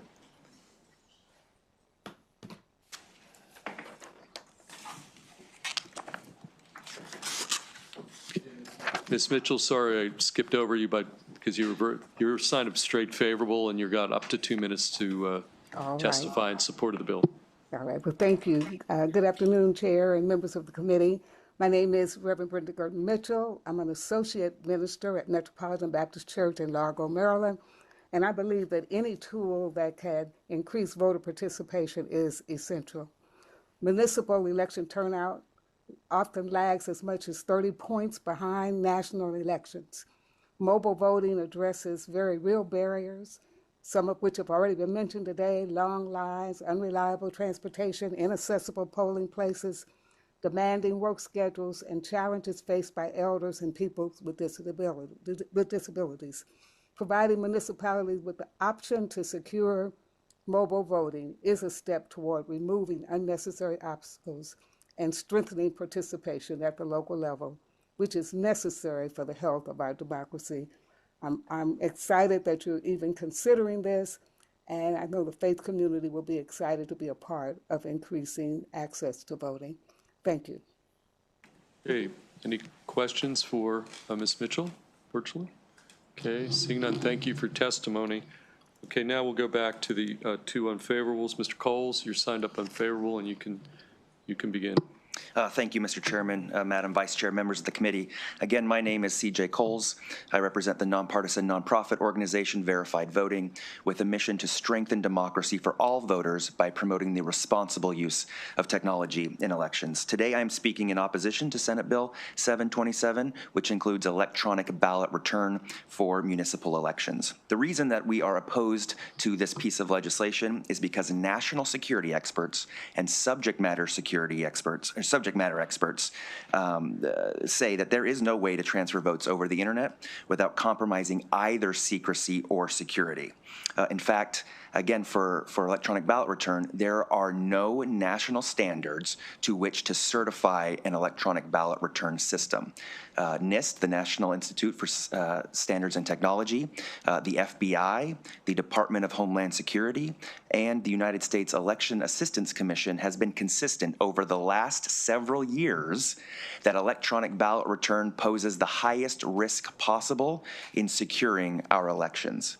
In fact, the Department of Defense has been consistent over the last decade plus that there is no way to secure a voted ballot returning electronically. The Department of Defense was tasked by Congress over a period of a decade to study this issue and develop a system for service voters that would be securable to receive their voted ballots. The Department of Defense worked with other national security agencies to try and do this. And over that decade period, they came back to Congress and said, we have not been able to find a way to secure voted ballots using technology that is available. And no new technology has been developed. In fact, we heard that this form of voting has been tested and has been secured in countries across the world.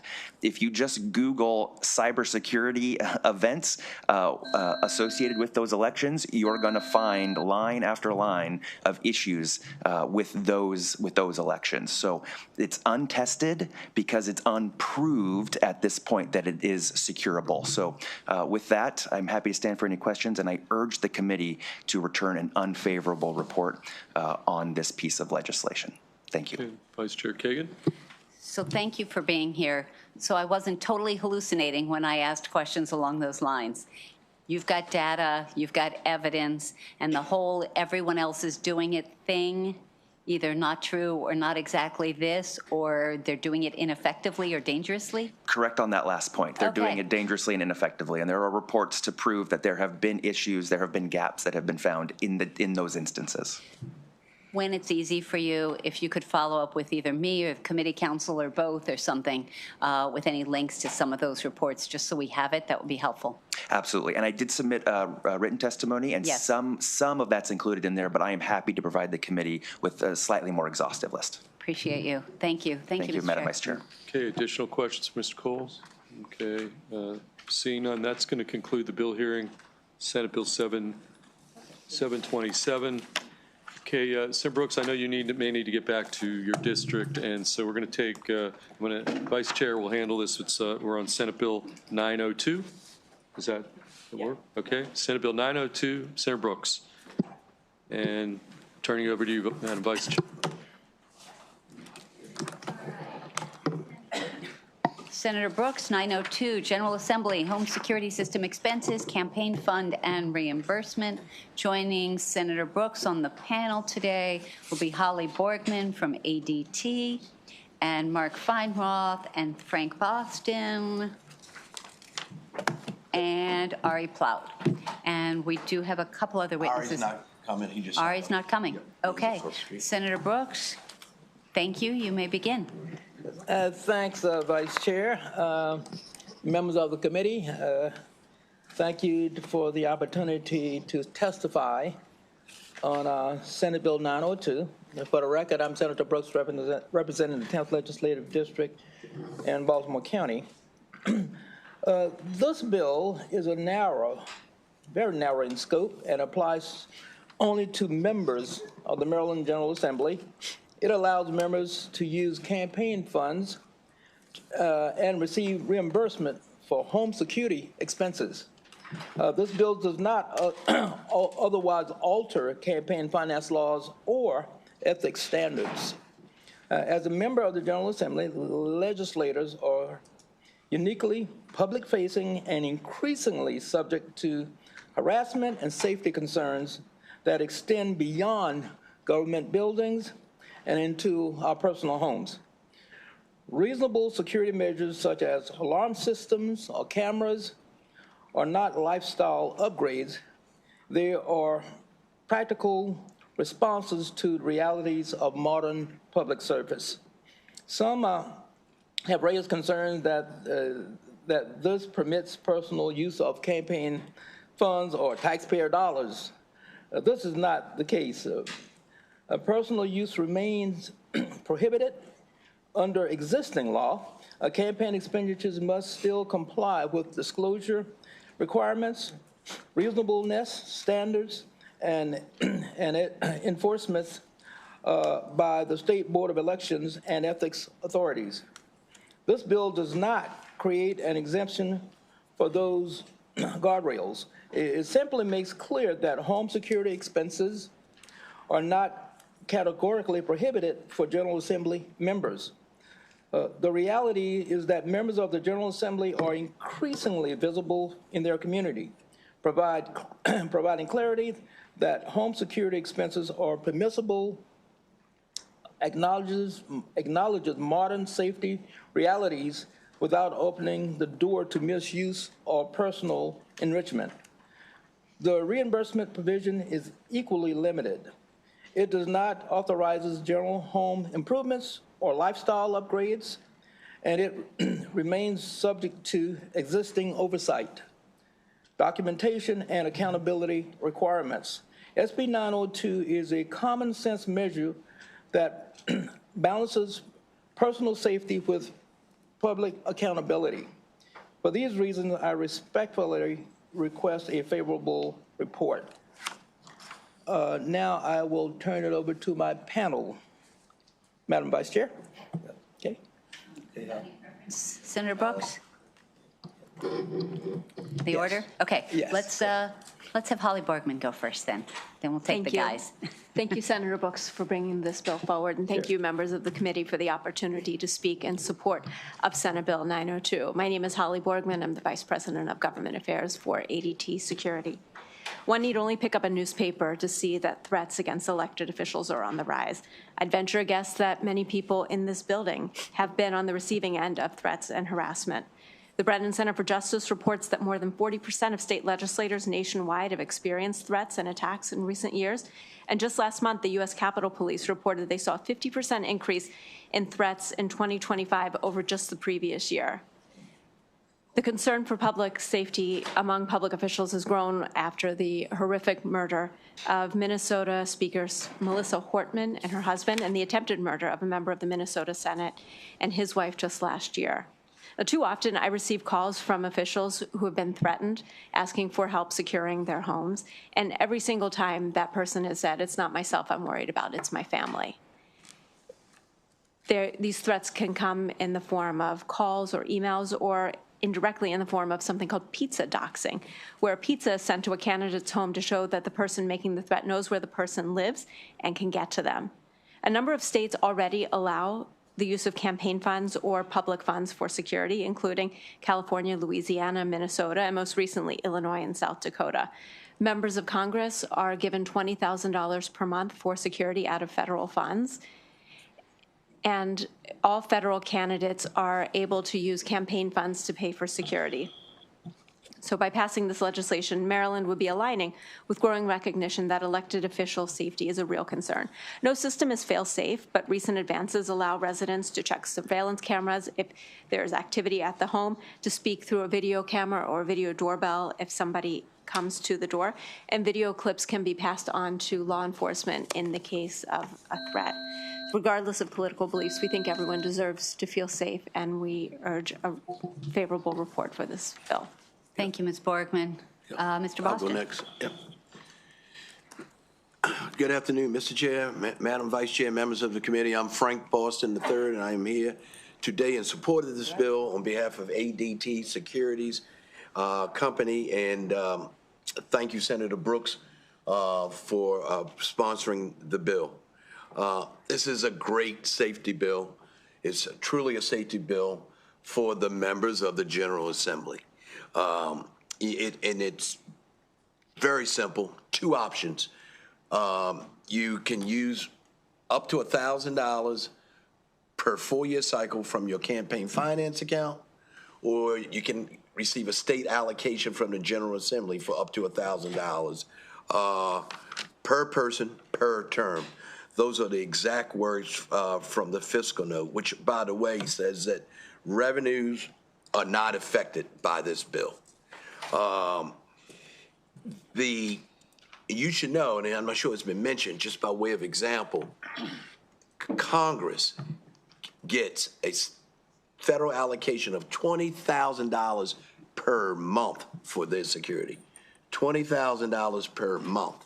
We're offering a bill that will give you $1,000 over the course of a 4-year term. And if you pass both sides of the bill, then it could be potentially up to $2,000. We put both options in for the committee to consider and think about. It's the lowest amount of any other bills in the nation, but it's a good start. And, you know, just food for thought to think about the numbers because of the fiscal times we're in. 188 members of the legislature, you get to spend $1,000 over the course of 4 years. That's $47,000 total for all 188 members over a year. $47,000 a year. It's a good bill. Doesn't cost that much. It goes to your safety. Thank you for the opportunity to speak.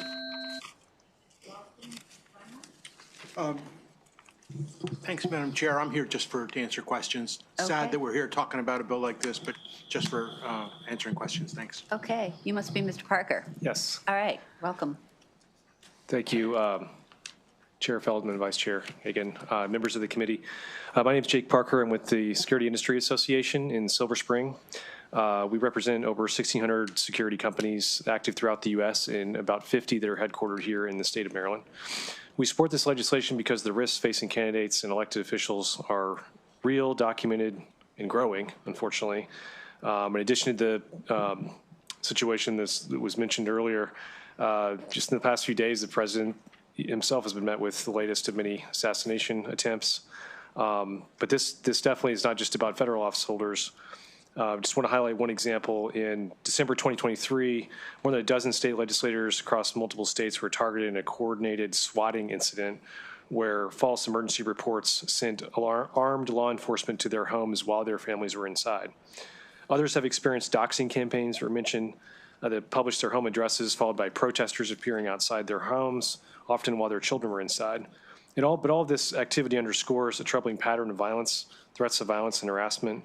And the incidents share a common feature, which is the risk extends beyond the office holder to the family and the home, existing because of the individual's public role. So when security costs arise directly from candidacy or public service, they are not ordinary personal expenses. And without the clarity this bill provides, you have a situation where people might forgo what they actually need to secure their families or just absorb the cost. So public service is already demanding enough. Candidates' personal finances should not be a limitation in setting up appropriate security measures to protect their families. And as Holly mentioned, a lot of these systems, especially those available today, as opposed to a few years ago, have a lot of advanced features that can really help delay, deter, and better respond to threats. So on behalf of the security industry and our members, respectfully ask for a favorable vote on SB 902. Okay, thank you, Mr. Parker. Thank you all. I am looking, Senator Simonet, you have a question? Why don't you kick us off? So, Frank, who are you guys with?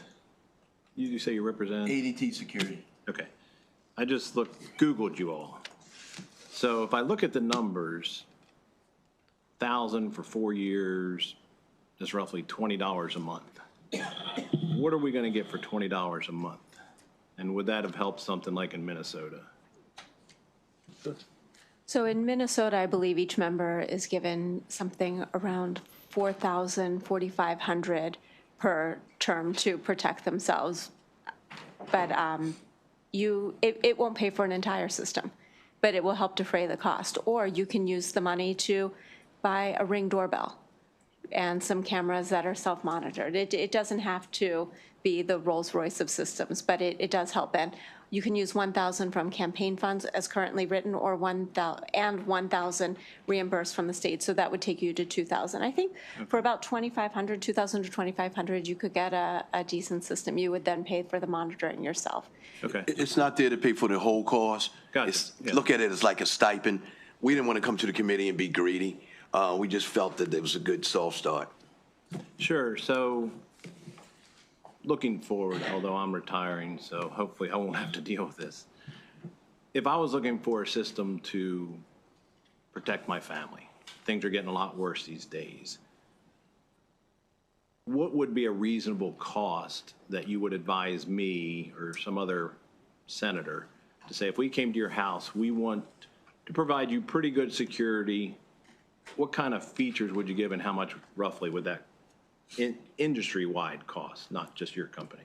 So it's hard to say because each house is different. The size of your house matters. The the number of doors, the number of windows. If Can I you just were, give me some idea, though? I would say somewhere in the neighborhood of 2,000 to 2,500, you could get a pretty good system. You know, there are 1 million alarm companies out, not literally 1 million, I think it's something like 12,000 alarm companies out there. So you can shop around to see who has the best price. But I think the features you'd want would be a video doorbell and cameras so that you can see what's going on and record if people are coming and going. Okay, so the essence of this would be, how would this protect me? Somebody has ill intent. What would this do to protect me? So in the case of the Minnesota assassination, somebody came to the door, from what I understand, in the middle of the night impersonating a police officer with lights flashing on a car, and the speaker opened the door. With a system, you can speak through the video doorbell and you don't have to answer the door to open the door. Or if someone is constantly coming to your house and knocking on the door, you can take that video clip of that person and share it with the police to say, this is the person who has been harassing me or my family. Thank you, Senator Simonaire. Senator Carrozza? Thank you, Madam Vice Chair. Thank you, Senator Brooks, for the bill. I'm more trying to just understand what we can and can't do right now, so I understand what the bill offers. So as I understand the bill right now, we could use our own campaign funds to, let's say, buy a door cam or some type of security, and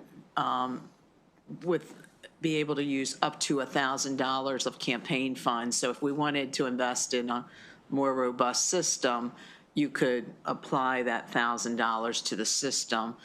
And or you're also saying the bill would also allow you to be reimbursed by the official Maryland General. As I'm understanding it, especially if some of us are being advised to maybe increase our own security. Yep. And if you know you're going to make you see that as a personal investment, what I think you're presenting here is this is basically just up to a certain point. Am I understanding it? Then it would allow for the $1,000 for both the campaign and on the official end? Correct. The bill is drafted that you can get $1,000 from up to $1,000 over the 4 years from your campaign finance account, and additionally from a state allocation of $1,000. So under the bill as drafted, you could get up to $2,000. Campaign finance, $1,000. State allocation, $1,000. Okay. So as an allowable reimbursement, right, or an allowable expense for your campaign to offset the cost. Okay. And we put that in there so that it's to work with the committee. If you want to do both, great. If you only want to do one or the other, great. If you want to up the amounts, great. But it's the full options for your consideration. All right. So and right now it would require a change in law in order to allow the campaign funds to be used for that purpose. Is that correct? Yeah. So that's a very good question. What we did find out when we spoke to State Board of Elections, we didn't speak to the State Board of Elections. The cross-file sponsor, Delegate Merrick North, spoke to Mr. Damaris, I think is the name. And what we learned was, if under current law, and it doesn't read this way, but it is his understanding that if you have already received a threat and you are in fear of something right now, that you can, if you prove that there's been a threat or something like that, you can potentially use some of the money. So that would imply, and I don't know if there's an official from the Board of Elections here, but that would imply that unless you receive the threat, you cannot use campaign funds for security measures. However, once you had the threat, you could use it, and which I think some of us would want to prevent that situation. Yeah. So I guess I'm just trying to understand that would require even, I'm trying to break this down, even that piece with using campaign funds would require a change in law, and then it's a whole meaning that might be one option, and, given our budgetary challenges, whether we would want to tap the General Assembly or not. And I want to defer to Mark, but yes, that is, you have to show that an incident or a fearful situation. This is proactive to get in front of it. Yeah. Which would require the change in law.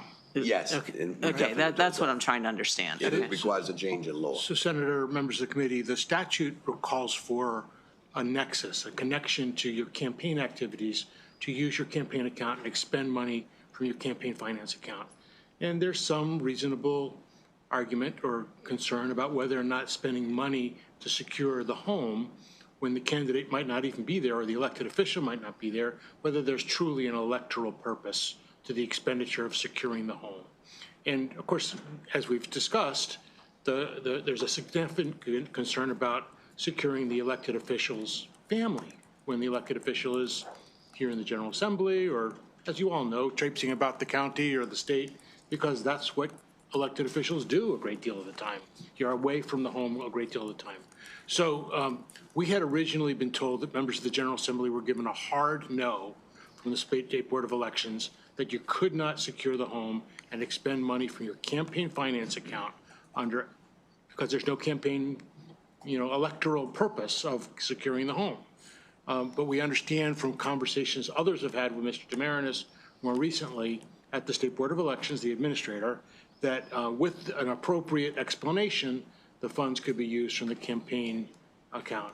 Our position simply is, if we clarify the law, make it clear under this particular circumstance, this amount of money can be expended from the campaign finance account, it removes the discretion from the State Board of Elections. Well, and clarifies if it's with or without a threat. Precisely. So can you expend those funds without a threat and be proactive on your safety? Precisely. Okay. Let me just note that Mr. Demarinis has returned and can join us. Jared, we're going to give you a minute to catch up here. We're in the middle of burglar alarm, security for legislators. I'm going to thank you. Senator Crows, are you good? Okay. I have a bunch of questions, and again, that'll give Jared time to catch his breath and come back to join us. Senator Hester, you want to go first? Go for it. And then I'll go, and then if Jared has anything to wrap us up. Thank you very much, Madam Vice Chair. I'm trying to say, I like this bill, and it seems like it could go with the other bill that we've discussed, at least I've discussed previously with Mr. Boston. Yeah. I think it's equally important that we protect our homes and that we also find a way to get our home addresses off the internet and off those data brokering sites that were used in the targeted, assassinations, in Minnesota. My question is, how would the sponsor feel about the funds being able, the legislator being able to decide whether they want to use the funds for a burglary system, for data deletion, or for some other kind of thing? Because we all have different houses, we all live in different places, we may want different forms of security. Are you open to something like that? Yeah, I think the bill, the way it's drafted, will allow that, because it puts a ceiling, a limit on the amount. And as long as you get a receipt and provide the SBE to get that reimbursement, or you can spend that amount out of your campaign, but the amount is the ceiling. So yes, all right.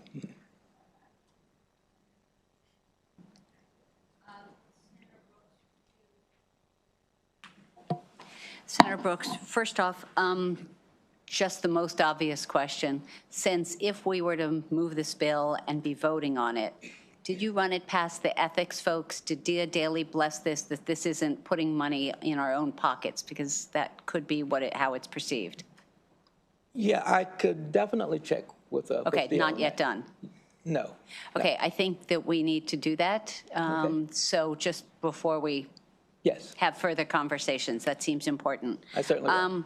Second, there are a lot of people who resign, take other jobs, move to the second floor, do other things. Would there be, if that person took the $1,000 in taxpayer money and then resigned halfway through their 4-year term, would there be a pro rata reimbursement that would be necessary? Is there anything where it's just, I got the money and now ha ha ha and I'm gone? Or how would that all go? Have you thought about that? No, I'll let one of my experts speak to that. Mr. Boston? It's a very good question, and we were just actually. Okay, don't touch. Oh, We got it. okay. Memoria's on it. All right. Thank you. It's a very good question. We were just discussing with Delegate Merrick North, what if someone takes it in year 4 and they're not running for reelection, right? That was actually my next question. Yeah, okay. Okay, all right. They get the benefit of, they get the benefit of the law. The bill is clear that It's almost analogous to someone is still having fundraisers and then they realize they're going to take a job on the second floor. Sure. They still have the money. Sure. But the law dictates the options about returning to the donors, giving to the party, giving to nonprofits. There is a list, and that's in the law. So this is silent on that. So I don't know whether that's something to consider or not. And we will welcome any type of amendment that you have in that regard if you wanted, Sometimes people to do the right people thing. move around. It's once every 4 years, but someone's family is growing or they want to move to a different part of their district, all that. But this is one-time campaign funds, one-time taxpayer funds. So 6 months into their term, they have expended that money. That means 3.5 years in their new home, they would not have the protection under the bill as drafted, which I'm not arguing with. I'm just clarifying. Senator Brooks? Yeah, that's the way you see it, right? Yeah, we can accept an amendment to adjust that if you think that would be a problem. Just asking on that. Yes. And then just a couple more questions. Senator Simoneau, I was going to use you as my guinea pig here. Currently, this is to go into effect October 1. Senator Simoneau and others are still senators then. Hypothetically, he could spend $1,000 of his campaign fund, assuming he still had it, get $1,000 in taxpayer money, and then not be a legislator anymore 3 months later, 4 months later. So just want to be thinking through that. And then my last question is, this is so urgent, and if we are feeling vulnerable and if the will of the body is that this is needed, urgent, and the right use of taxpayer money and campaign money and stuff, why isn't it an emergency bill? Why is it waiting for 6 more months, 7 more months before this would go into effect? I would consider that a friendly amendment. We can have that. So. Okay, so those are the end of my questions. Jared, do you want to, the chair has a question. Okay, but what was that number of the United States Congress? What did you say, $20,000 per month? Are they concerned about the guys who, served 2 years and then, I'm just, these are all legitimate issues. It sounds like elsewhere in the nation, including the United States Congress, $20,000, what was that number? So some of the $20,000. The $20,000 a month can also be used for security details. It's not just for home security systems. But I'm pretty sure they speak to it in federal campaign guidelines and whatnot, so I'm happy to look into that. And that was just increased recently. Yeah. It was increased recently, so, yeah, we don't want perfection to be the enemy. What is it saying? Perfection to be the enemy of the good. So, but 20,000 a month. That's crazy. I think I want to go be a federal security detail for a congressperson. You do not, no. Mr. Demarinis, is there anything you want to add, hearing part of what you heard? Do you want to address the campaign parts of this? Sure. Thank you. If you would start by identifying yourself, yes, even though we've all referenced you. Thank you. So Jared Demarinis, State Administrator of Elections. I think you kind of hit on a couple of the topics, which was about ownership. So when a campaign finance entity buys any equipment, like a tablet, anything, it becomes property of the campaign. So in this case here, is the home security that the campaign that is purchasing, is that the property of the campaign and then would be disposed of when the campaign is ending? Or does the candidate, once the campaign ends, has to then buy the home security system from the campaign? Additionally, what I was trying to look at here is it $1,000 from the campaign and $1,000 from the General Assembly, so you get $2,000? Or is it or just one total? So I didn't understand that as well.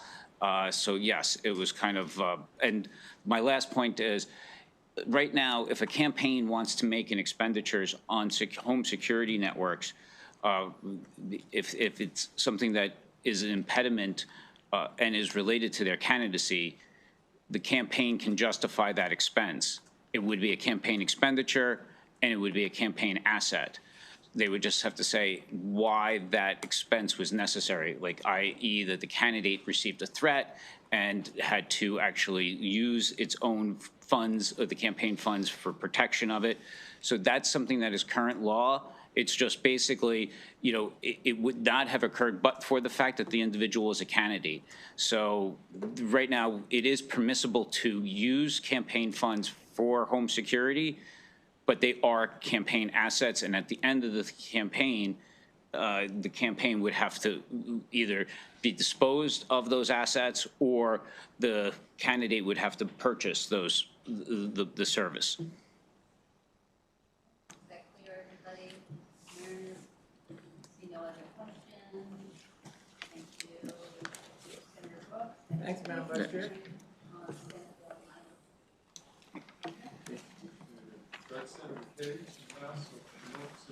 Senate Bill 800. Got two witnesses, Brandon Butler and Owen Anderson, signed up as your two sponsored panelists. Are they here? They are. Okay. So when you're ready, please. Senate Bill 800. Thank you, Mr. Chair, Madam Vice Chair, members of the committee. Senate Bill 800, presented by Senator Mike McKay, Task Force for Implementation of Approval Voting and Ranked Choice Voting. I don't know if anybody in this room has had any familiarity with any kind of campaigning or anything like that. But I'm telling you, when I first ran for county commissioner in Allegheny County, I didn't know what I was doing. I didn't. There's 3 members to the Board of County Commissioners. And as kind of just falling into it, when I was campaigning, I realized that I needed to be everyone's number 2 and number 3 in, for lack of better words, acceptability or popularity. It was one of those things where I didn't run against any of the candidates. There were 16 of us, eight on each side, 16 of us, and I just knew that I wanted to work with whoever the people selected. Well, bada bing, bada boom, we won the primary and we won the general, and that had everything to do about working with others who the people got to select. And I think this bill, Senate Bill 800, establishes a balance as we create an expert-led task force that thoroughly studies approval voting, where the voters approve multiple candidates, and ranked choice voting, where the voters rank preferences to ensure majority support. This nonpartisan approach will allow Maryland to explore modernization of elections without rushing into untested changes. It'll build upon a successful implementation elsewhere to boost voter turnout and, more especially, representation. Now, I am a little biased. I do believe that this is made up of a diverse expertise to ensure comprehensive analysis. Therefore, the task force would include legislators, election administrators, local government reps from MACO and MML, and governor-appointed experts in political science, voting rights, and election system. This is a broad representation from civil rights organizations to higher education, granting equitable input addressing administrative, fiscal, and legal hurdles by prioritizing, and I stress, prioritizing voter education and participation. Now, we all understand that this task force, I believe, would then evaluate real-world impacts for the state of Maryland. It would assess ballot design, tabulation costs, voter understanding, and election results. And it's key for our state board and local boards while considering pilots and local options. This includes constitutional reviews and statutory recommendations, ensuring that any changes fit Maryland's framework and increase engagement without unintended burdens. With that, I recommend a favorable report from this well-educated, very, very good-looking committee. I will stop, Mr. Chair. Thank you. Look for a favorable Stop while report. you're ahead there. Okay, Senate Sir, Bill yes, sir. 800, we're going to go to whoever wants to go first. Okay. Good afternoon, Mr. Chairman, members of the, Madam Vice Chair, members of the committee, Brandon Butler, Pinnacle Strategies, on behalf of the Center for Election Science. The Center for Election Science does promote approval voting, but in this case, the bill is, as the Senator McKay said, and I did really appreciate the back home telling the story of Allegheny County, partially because I am a resident of Allegheny County, so I enjoyed the story. The Center for Election Science supports this bill because it's about innovation, and it is about what Maryland does best, puts the best and brightest in a room and has a conversation. When other states are looking at foreclosing on election innovation, on opportunities, are saying, no, we're going to close the door on that.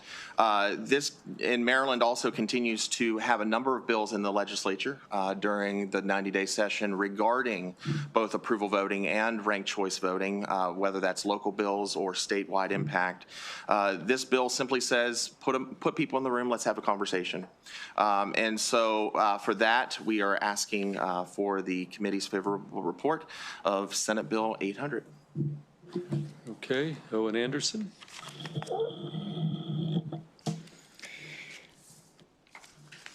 Dear Mr. Chair, Madam Vice Chair, and members of the committee, hello, my name is Owen Anderson. I am the Deputy Director for Ranked Choice Voting Maryland. We are providing favorable support with amendments on SB 800. We believe the proposed task force could provide insightful information for legislators and election administrators to strengthen Maryland's democracy. As more local jurisdictions in Maryland explore or adopt ranked choice voting, the task force could provide more clear guidance on how a new voting method could be implemented for state-level elections. And we strongly recommend the following amendments. First, related to membership, adding 3 additional task force members with specific expertise in ranked choice voting, approval voting, and election systems in general. Number 2 is related to scope.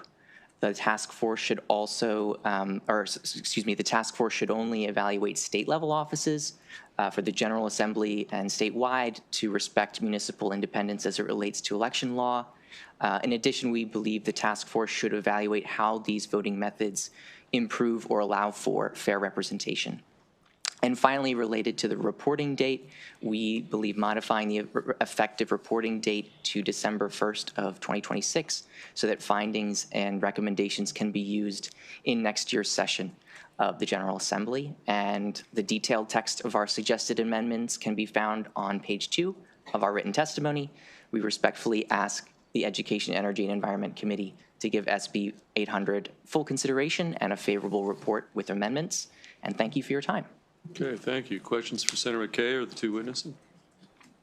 Okay, Vice Chair Kagan. Thank you, Mr. Chair. Senator McKay, as always, you're quite wonderful. It's always good to have you in our committee. Your proposal, this task force, and separate and apart from Owen's recommendations, which are quite specific for expertise, has 1 senator, 1 delegate, 1 representative from the counties, and 1 representative from the municipalities. That's a lot. Generally, we want, I would think, we might want political diversity, geographic diversity, ethnic diversity. I think we'd want large and small counties and municipalities. I would think we'd want a Democrat and a Republican, possibly each from the Senate and House. Are you set on this being really small? Are you open to, if we were to pursue it, and I don't know if we are, but I think sometimes people from different parties have, or different parts of the state or different sizes have different ideas about this. Just as in the General Assembly, my my goal is and has obtained to be the eye candy of the General Assembly. Presenting this bill is my number one goal. I have actually, for the courtesy of the committee, asked for the amendments that were being asked for and can provide that if the committee does want to do that. But yes, that is the prerogative of the committee. If you want to expand it, narrow it, be willing to work with you. I just think it's important that we work on voter turnout. Sure. And especially from voter, yes, ma'am. So as a supporter of RCV, ranked choice voting, I like the concept of getting a lot of smart people in the room and talking about it. One of Mr. Anderson's amendments talked about speeding this up by a year and sort of getting it done by this December. In an election year, realistic? Are you willing, again, if it's the will of the committee and the body, are you willing to speed it up by a year? I have prepared those amendments to do that, yes. But I'm also trying to take into consideration the reality of said bill, understanding this is a task force, this is an election year. And if we're going to get the smart people in the room, we want them to be focused. Sure. So I think that we can battle that back and forth to kind of come up with a something that is, for lack of better words, amendable to the committee. Thank you, Senator McKay. Thank you. Okay, just to clarify, the bill's in the possession of the committee. Whether you will it or not, we're going to do whatever we want to do. So I just want to make that clear. The sponsor, you presented the bill, now it's in our possession. So well, obviously, I didn't articulate that. I appreciate it, and I'm picking up the cards you're laying down, sir. Okay, I saw. Okay, any other questions for Senator McKay or the two witnesses? Seeing none, that's going to conclude the bill hearing on Senate Bill 800. And now let's pick a couple of Vice Chair Kagan bills. Let's start Senate 670. And we're going to go with Aaron Perrone and Linda Cohn are both, well, they're both, are they virtual or are they in person? Who's in? Okay, so Ms. Perrone from Maryland Association of Election Officials, Linda Cohn from League of Women Voters of Maryland.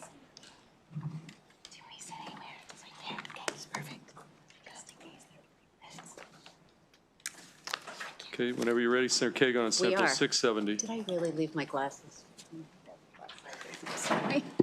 All right, we're going to start with the easy one with our friends from the Maryland Association of Election Officials, MAO, who asked me to sponsor this bill. This simply allows more people to help keep the peace in our polling places.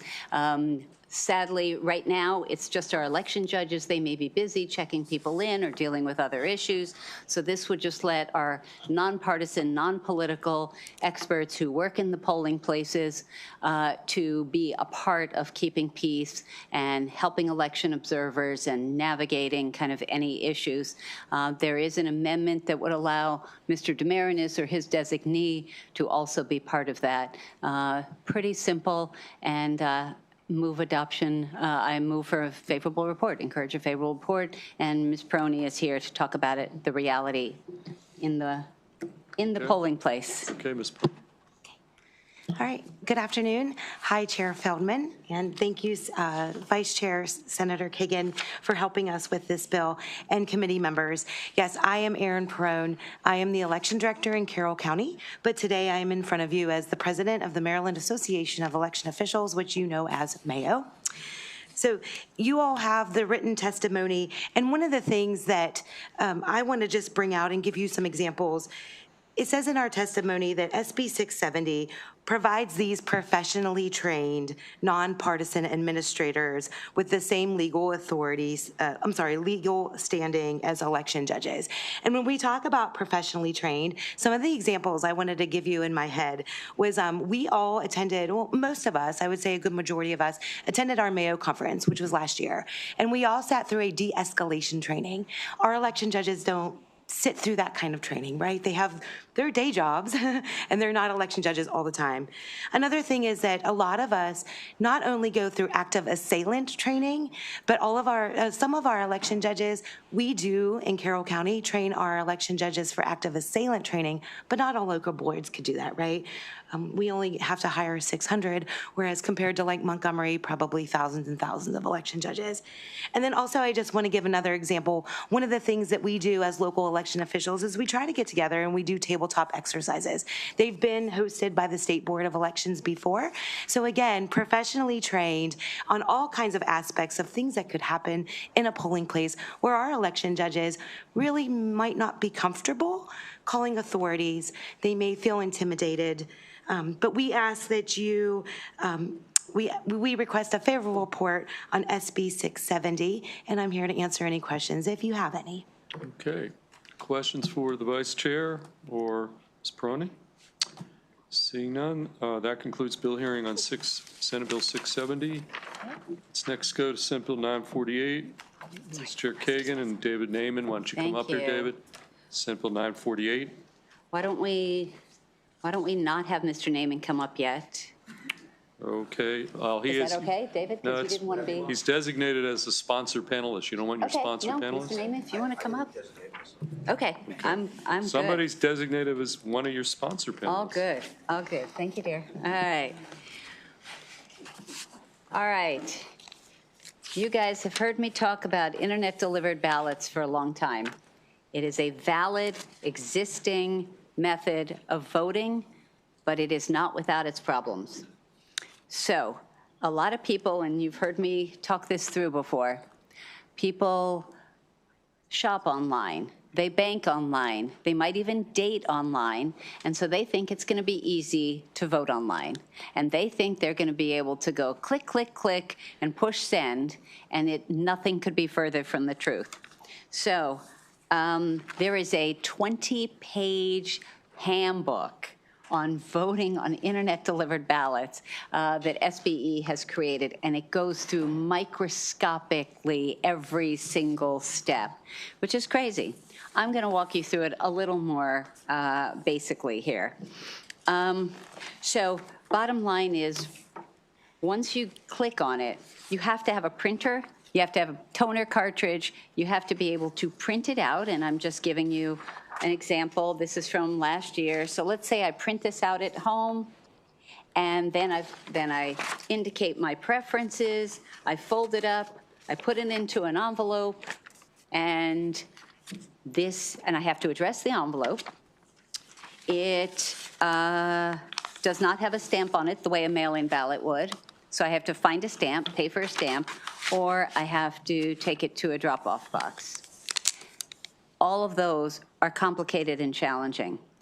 That doesn't begin to tell the story, though, because when it gets to the local boards of elections, this envelope that doesn't look like anything else that they've got has to be opened and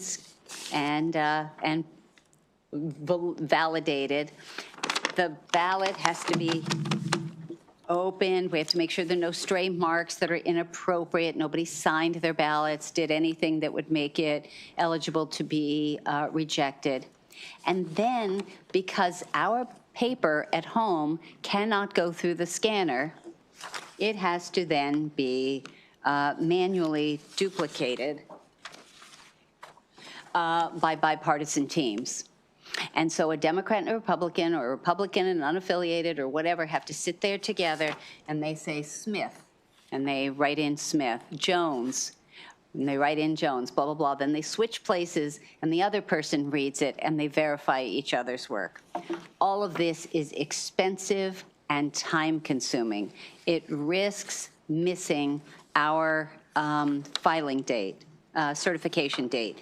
This is what it looks like for a new ballot. So you see it's a different length, and this is just homemade arts and crafts here, so this is not a legit ballot. But it goes from our paper here to something that can go through the scanner. Does that hope that makes sense to all of you, and you can see it a little bit. So we want to keep this as an option, but frankly, we need to educate people. The reality is that people who vote this manner do so at a significantly lower level. Mail-in ballots get returned at a rate of 70%, and return rate for internet-delivered ballots is 39%. So people say, oh crap, I didn't know. I don't have a printer, or I'm out of toner cartridge, or I don't have a number 10 envelope, or I don't have a stamp. There are all these barriers, and again, then there are problems when it gets to the local board of elections. So many voters who start this process, who choose this process, don't finish. So they have two choices. If they can't finish, if they get frustrated, if they don't have the right equipment, they have two options. One is they don't vote, which is obviously not what we want. And the other is they have to show up during early voting or on election day, and they have to vote provisionally, because the system, the e-poll books, say that this person has already requested a ballot. So we don't want them to vote twice. We have to have all the verification, and so their ballots are cast as provisionally and then put aside and make sure that nothing else has come in. All of that is problematic. So this bill simply says that if you're going to sign up to get an internet-delivered ballot, before you click yes, it's going to pop up and say, do you realize that there are all these steps before you can get a ballot, before you can vote this way?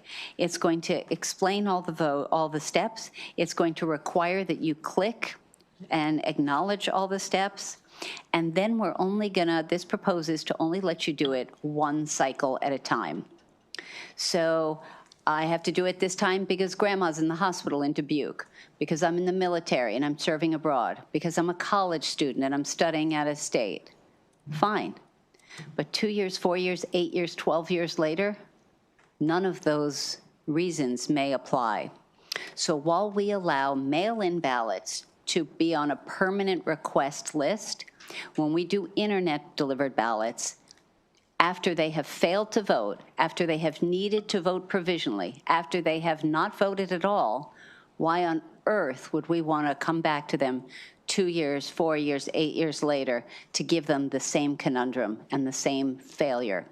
So they would still be able to vote this way. They would just have to reaffirm, read the pop-up box that says, are you really sure? Do you have a printer? Do you have all this stuff? And then they can say, yep, I do, and I know, and I fixed it from last time, or I succeeded last time, and I'm good with doing it again. They just have to click on it again. So there would be no default that they would get an internet-delivered ballot over and over. So we don't want to disenfranchise our voters. We want people to be able to vote.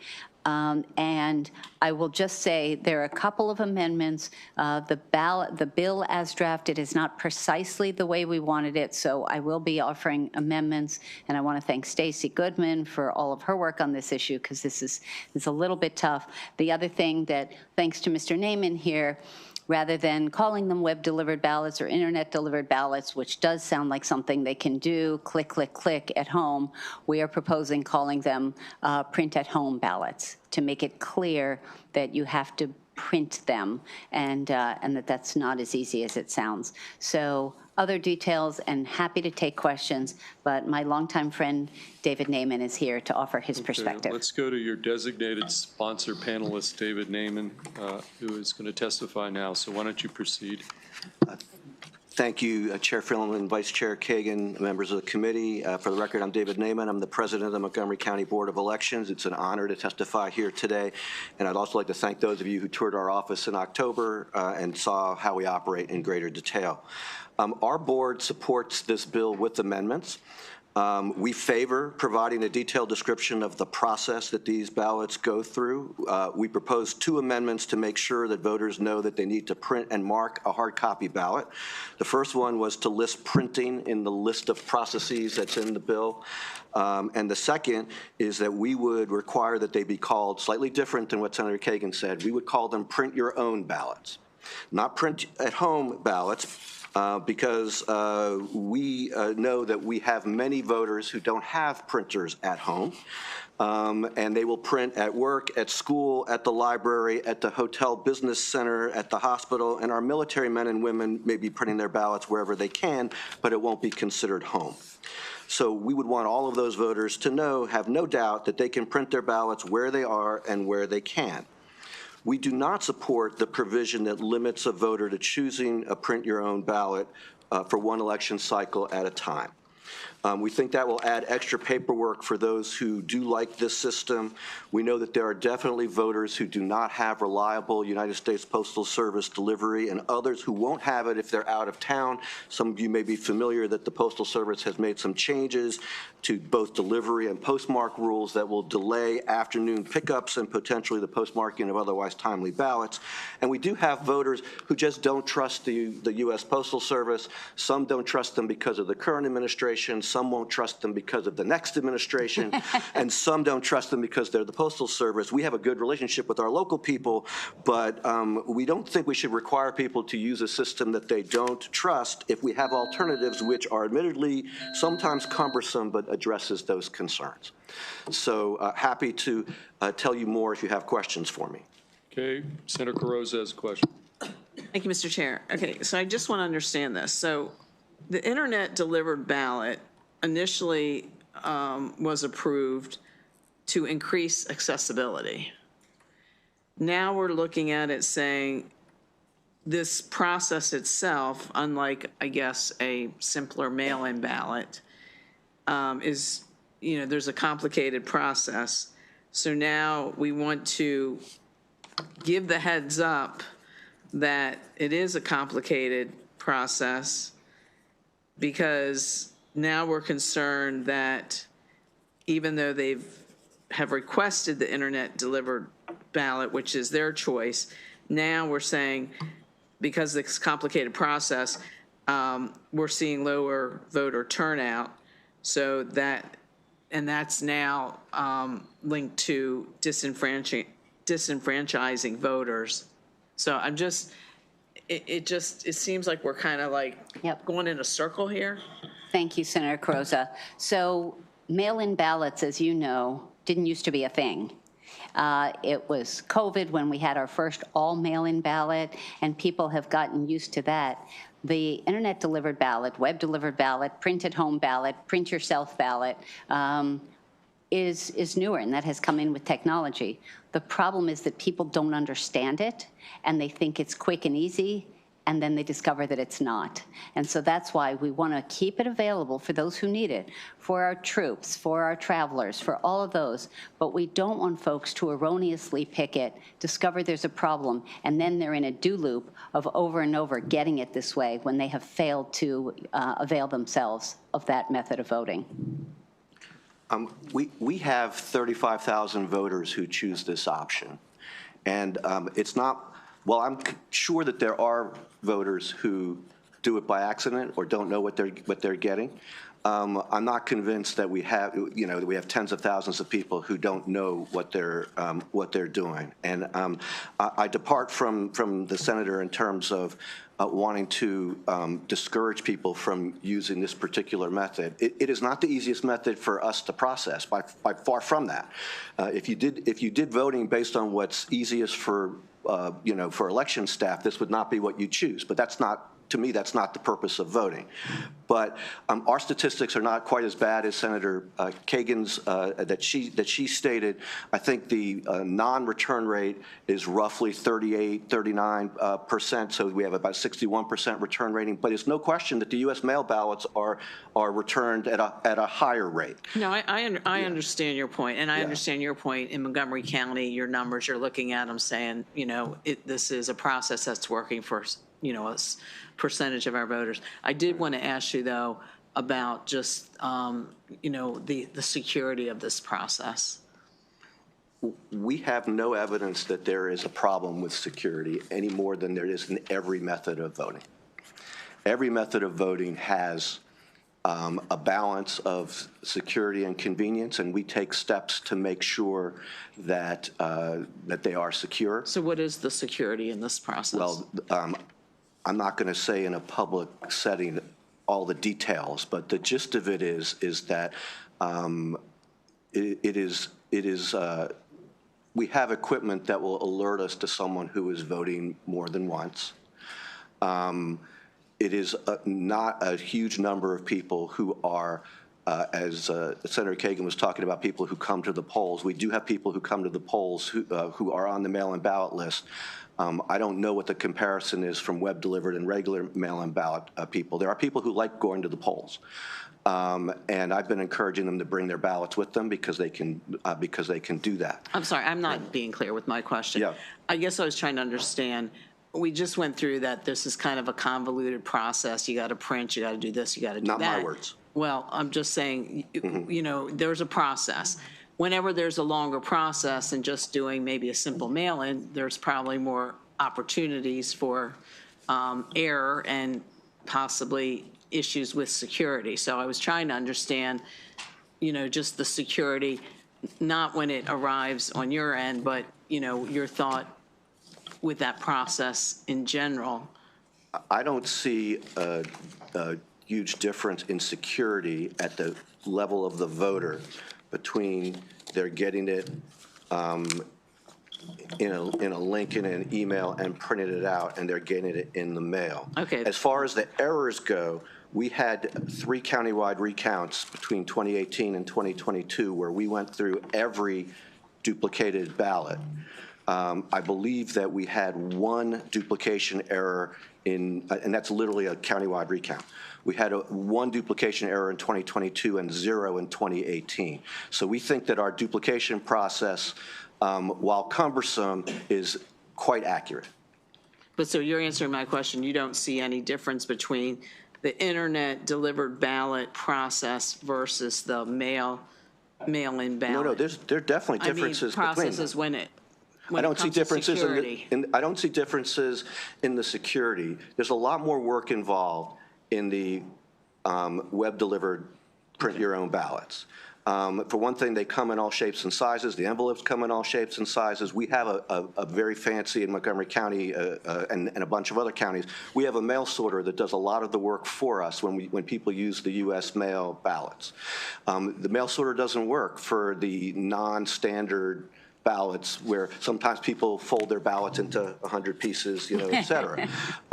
So I'm not saying that they're the same. What I'm saying is that we don't have evidence that we have a security problem and that it does cause more work for us, but that, to me, the goal of allowing people who are traveling, who are in the hospital, who are overseas, who are in the military, to be able to use this process is more important than the extra work that it causes us. Okay, thank you. Okay, let's go to, okay. Yes, Vice Chair Kagan? Sorry, I have, my staff reminded me that they did some great work on data, and I just want to give you a sense in your own districts. Senator Harris, in Calvert County, 1,131 of these ballots were requested, 433 came back this way. Senator Zatar in Washington, 5,732 requested, 2,495 returned. Senator Gallion in Cecil, 726 requested, 313 returned. Senator Hester, 5767 requested, 2293 returned. I've got all of them. So, so I'm not going to take the committee's time by going, oh, Senator Watson, wait. Senator Watson, in Prince George's County, 8,330 requested, 3,304. So 8,330 requested, 3,304 returned. People are finding it hard to vote this way. We've got to figure it out. We don't want to make it so that it is not possible for them to vote this way. They just need to know what they're getting themselves into before they do that. So, Before we Here, let's go to Senator Watson. He's been very eager to get a question. Yes. And then we'll go to Senator Washington. And Mr. Naaman, you can maybe weave in what you wanted to say. No, thank you for throwing out the numbers. None of the numbers you said for any counties equate to a return rate of 70%. Is that a whole state average? Where do you get that 70% from? So thank you. That was the return rate for mail-in ballots that we have. 39% is the statewide data for so what I just gave you was internet delivered ballot request and internet delivered returns. So not close to 70%, as you could tell. Well, I can't tell. So, but the 70% is for mail-in ballot Yes, sir. returns? Yes, And sir. that's a statewide average? Correct. Okay, Thank you. thank you. Okay, so Washington? Which election? Thank you.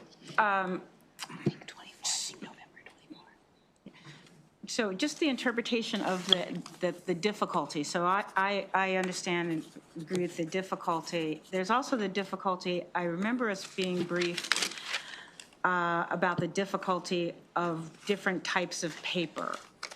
So unless we're providing everyone with the same paper, no, I'm just saying that there are people who print on, I recall them saying construction paper. There are people who print, you know, on any kind of way. And so then it ends up having to make that copy anyway. Is there anything, and then I have one more follow-up, is there anything to standardize the paper that constituents would use to return it? Thank you, Senator Washington. That's a thoughtful question. So let me start with the size. We print out on 8.5 by 11. The size, and this is not an actual ballot size, but something that goes through the scanner looks closer to this, and it's got markings and codes and stuff that the scanners can read. The whole point of web delivered or printed home would be we're not sending you paper first because you're traveling, you're serving abroad, you're, you know, all that. So we can't get you the paper, even assuming you had a printer and a toner cartridge and all the other things. Right. Oh, but so it would still have that problem. I guess I should ask, The non-standard paper Yeah, is do a you have that relatively infrequent occurrence. Okay. It does happen. But in general, what we generally get is 8.5 by 11 sheets of paper. I've been telling people for a long time that we use a 21st century technology to get you your ballot, and then we use a 17th century technology to duplicate it when we deal with it. But we use that process not only for web delivered ballots. We also use that process if somebody votes in the wrong district, and let's suppose that that their ballot has you on their ballot, but they live in another senatorial district. We have to duplicate that ballot to eliminate that vote because they can't vote in your race. And you don't. And that's a law we just passed last year, so that your ballot isn't totally thrown out, but the rest of it, that's everything the voter is eligible to vote for, can be counted. Well, that was on the school board races, yes, but the partial, we've been doing partial duplication for a long time. The duplications are not one of the easiest parts of counting the ballots, but we use them for a variety of purposes. If somebody has a mark that the machine won't be able to read, we will also duplicate for that purpose. If somebody draws arrows and says this one, not that one, the machine will read it as an overvote, and then we will duplicate it so that there's no overvote. Right, thank you. Neither of those things are related I know to this that bill. in the city, and I know that Delegate Attar and I, we have many voters that just prefer to vote in person. Yeah. Right, so there is just that component. So I just want to be clear, the goal of your bill, so you're saying that it's to reduce the barriers. No. And it's just for people that are traveling. No. No, well. We're not going to reduce barriers. Okay, what's the goal? The barriers exist. Right, so. We're I just guess I wanna- explaining them to the voters. Oh, okay. Do you realize You're that also you need creating one. Yes, I'll Yeah, do that. Okay. Okay, so. I guess I'm not, all right. So there's no opportunity to reduce a barrier unless they choose another way of voting. But other than that, a printed home ballot, a print your own ballot, it is going to require that you have a printer, that you have a toner cartridge, that you have paper, that you have an envelope, or take it to a drop-off box. All of that exists today, and if this bill were to become law, unchanged. Okay.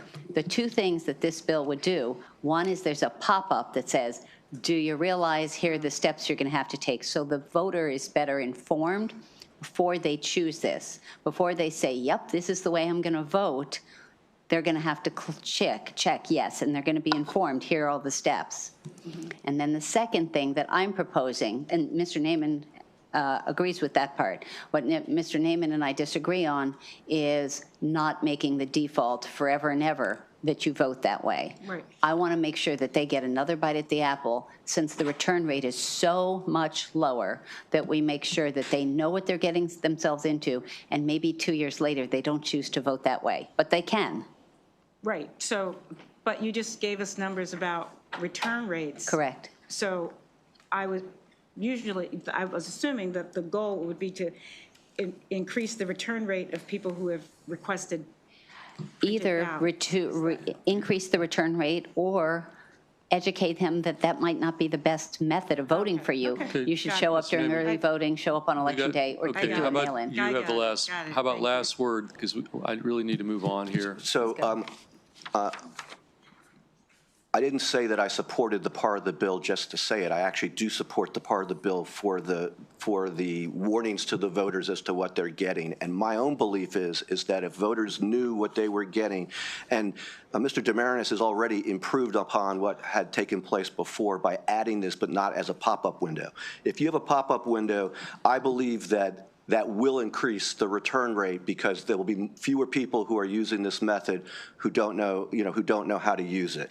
I do think, though, that asking people, once they've made this determination, and only this determination, every other form of voting they can choose differently, asking them in that situation to do it every election year, I think that is an increased burden to voters, a slight increased burden to our staff as well. But I think for voters who want this method, they would have to come back every year and ask for it, when every election year, and then every other mail-in voter doesn't have to do that. Okay, why don't we leave it? I think that's where we're going to have to stop. Obviously, you can have offline conversations on this bill.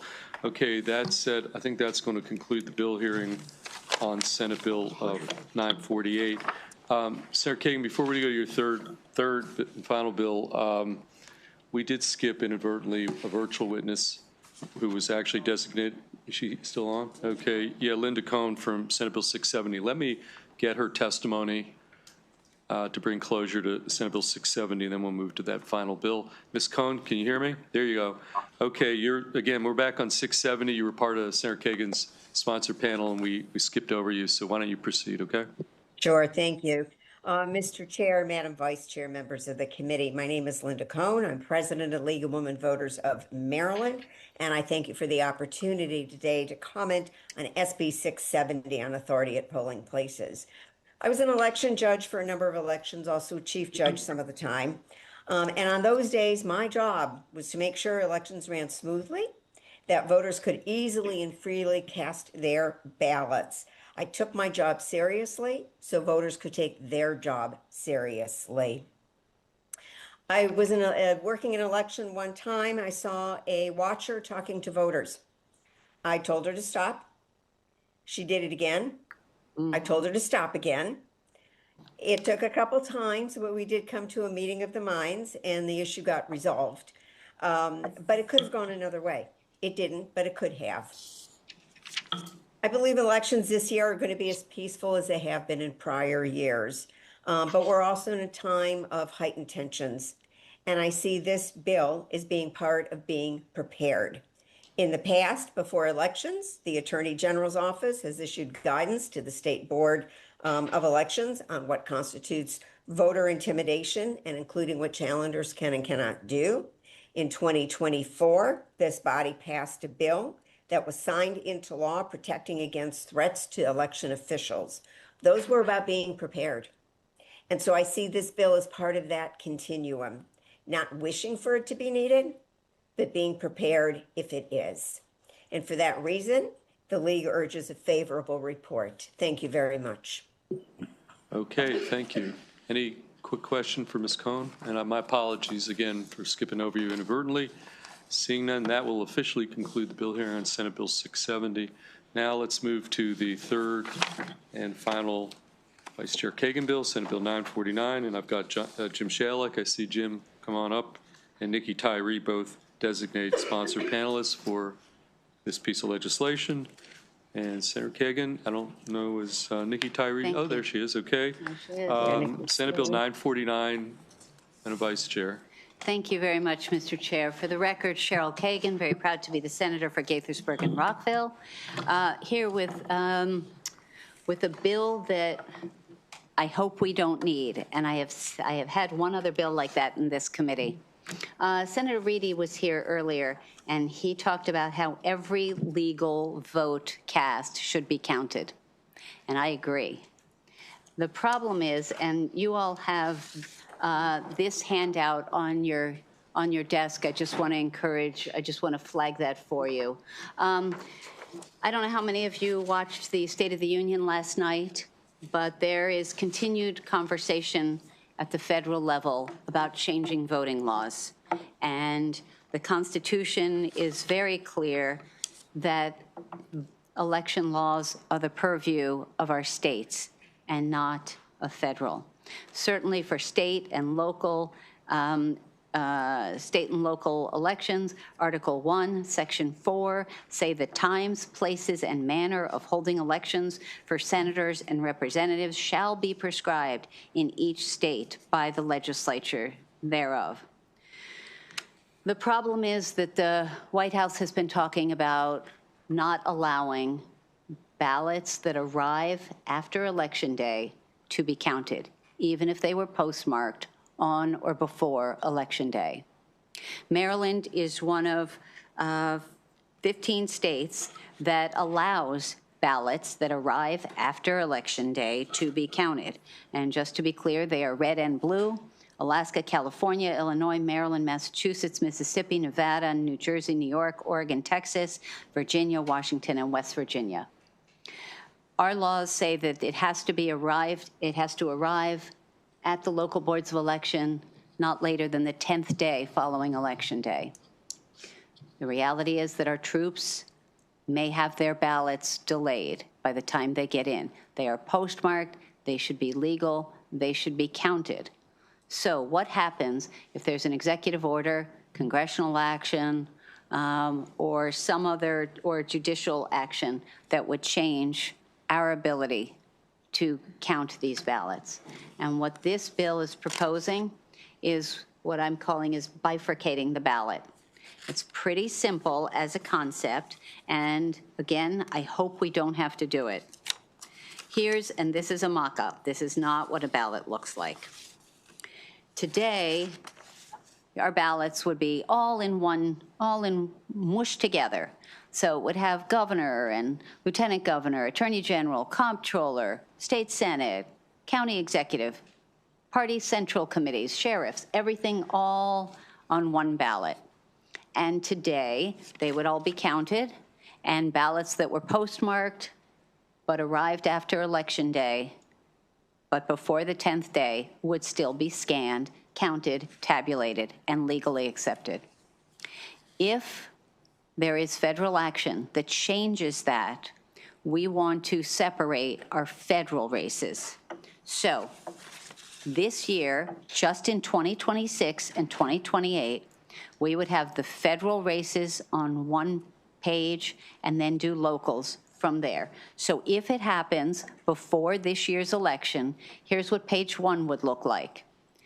In every part of the state, we just have one federal race this year, and it's just for Congress. So we'd have a pretty blank page here that just says, who do you want to vote for your member of the House of Representatives? And then separately, it would have governor, lieutenant governor, comptroller, county executive, state senate, blah, blah. If this were to go into effect, if there were to be federal action, page 2, all the state and local races could be scanned and tabulated because Maryland law would apply. And so even if it's postmarked on or before Election Day, but arrives afterwards, it could be scanned, counted, tabulated. So we do that. We would leave just the congressional race set aside, waiting for a legal case to be adjudicated, waiting for action to clarify whether we can count these. And in the meantime, these would be set aside, and the State Board of Elections would decide whether they would be scanned as provisional ballots, set aside, all that, but they would be separated and run so that we could be counting all these folks in the meantime. In 2028, Again, if this is the case, and if it weren't ruled unconstitutional by a court or a new Congress changing something, we would have a ballot that would look something like this, a page for federal races, and we would have one U.S. Senate race, as well as our congressional race, and, oh yeah, President of the United States. So that would be our federal ballot here, and then our local ballot would include judges, school boards, ballot measures, and again, those could be run separately, no problems, state law applies, and then we would have to figure out, but separate the federal races. So with that, this would be, I'm proposing this as an emergency bill. It only applies if action is taken to forbid Maryland from counting ballots that are postmarked on or before Election Day, but arrive after Election Day from being counted, as is our law.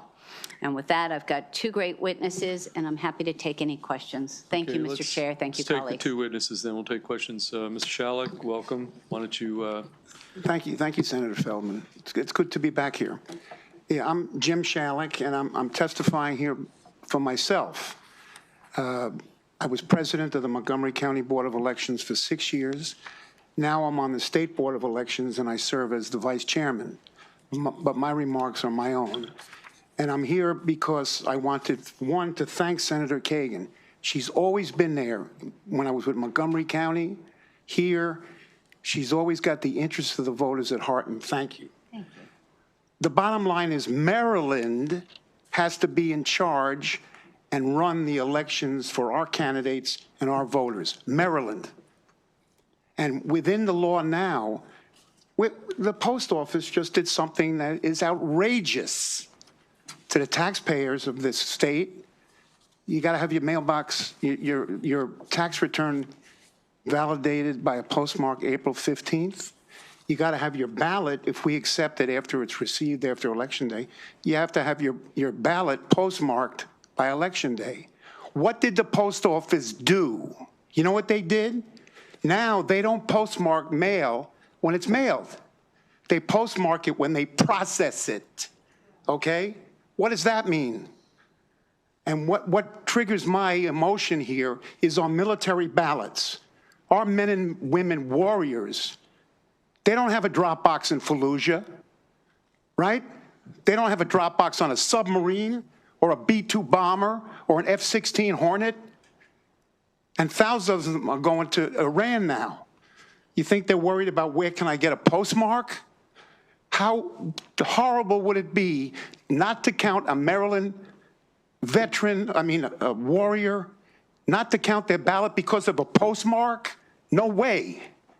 And that's why this bill is so important, because it gives us, Maryland, how we're going to handle our military ballots.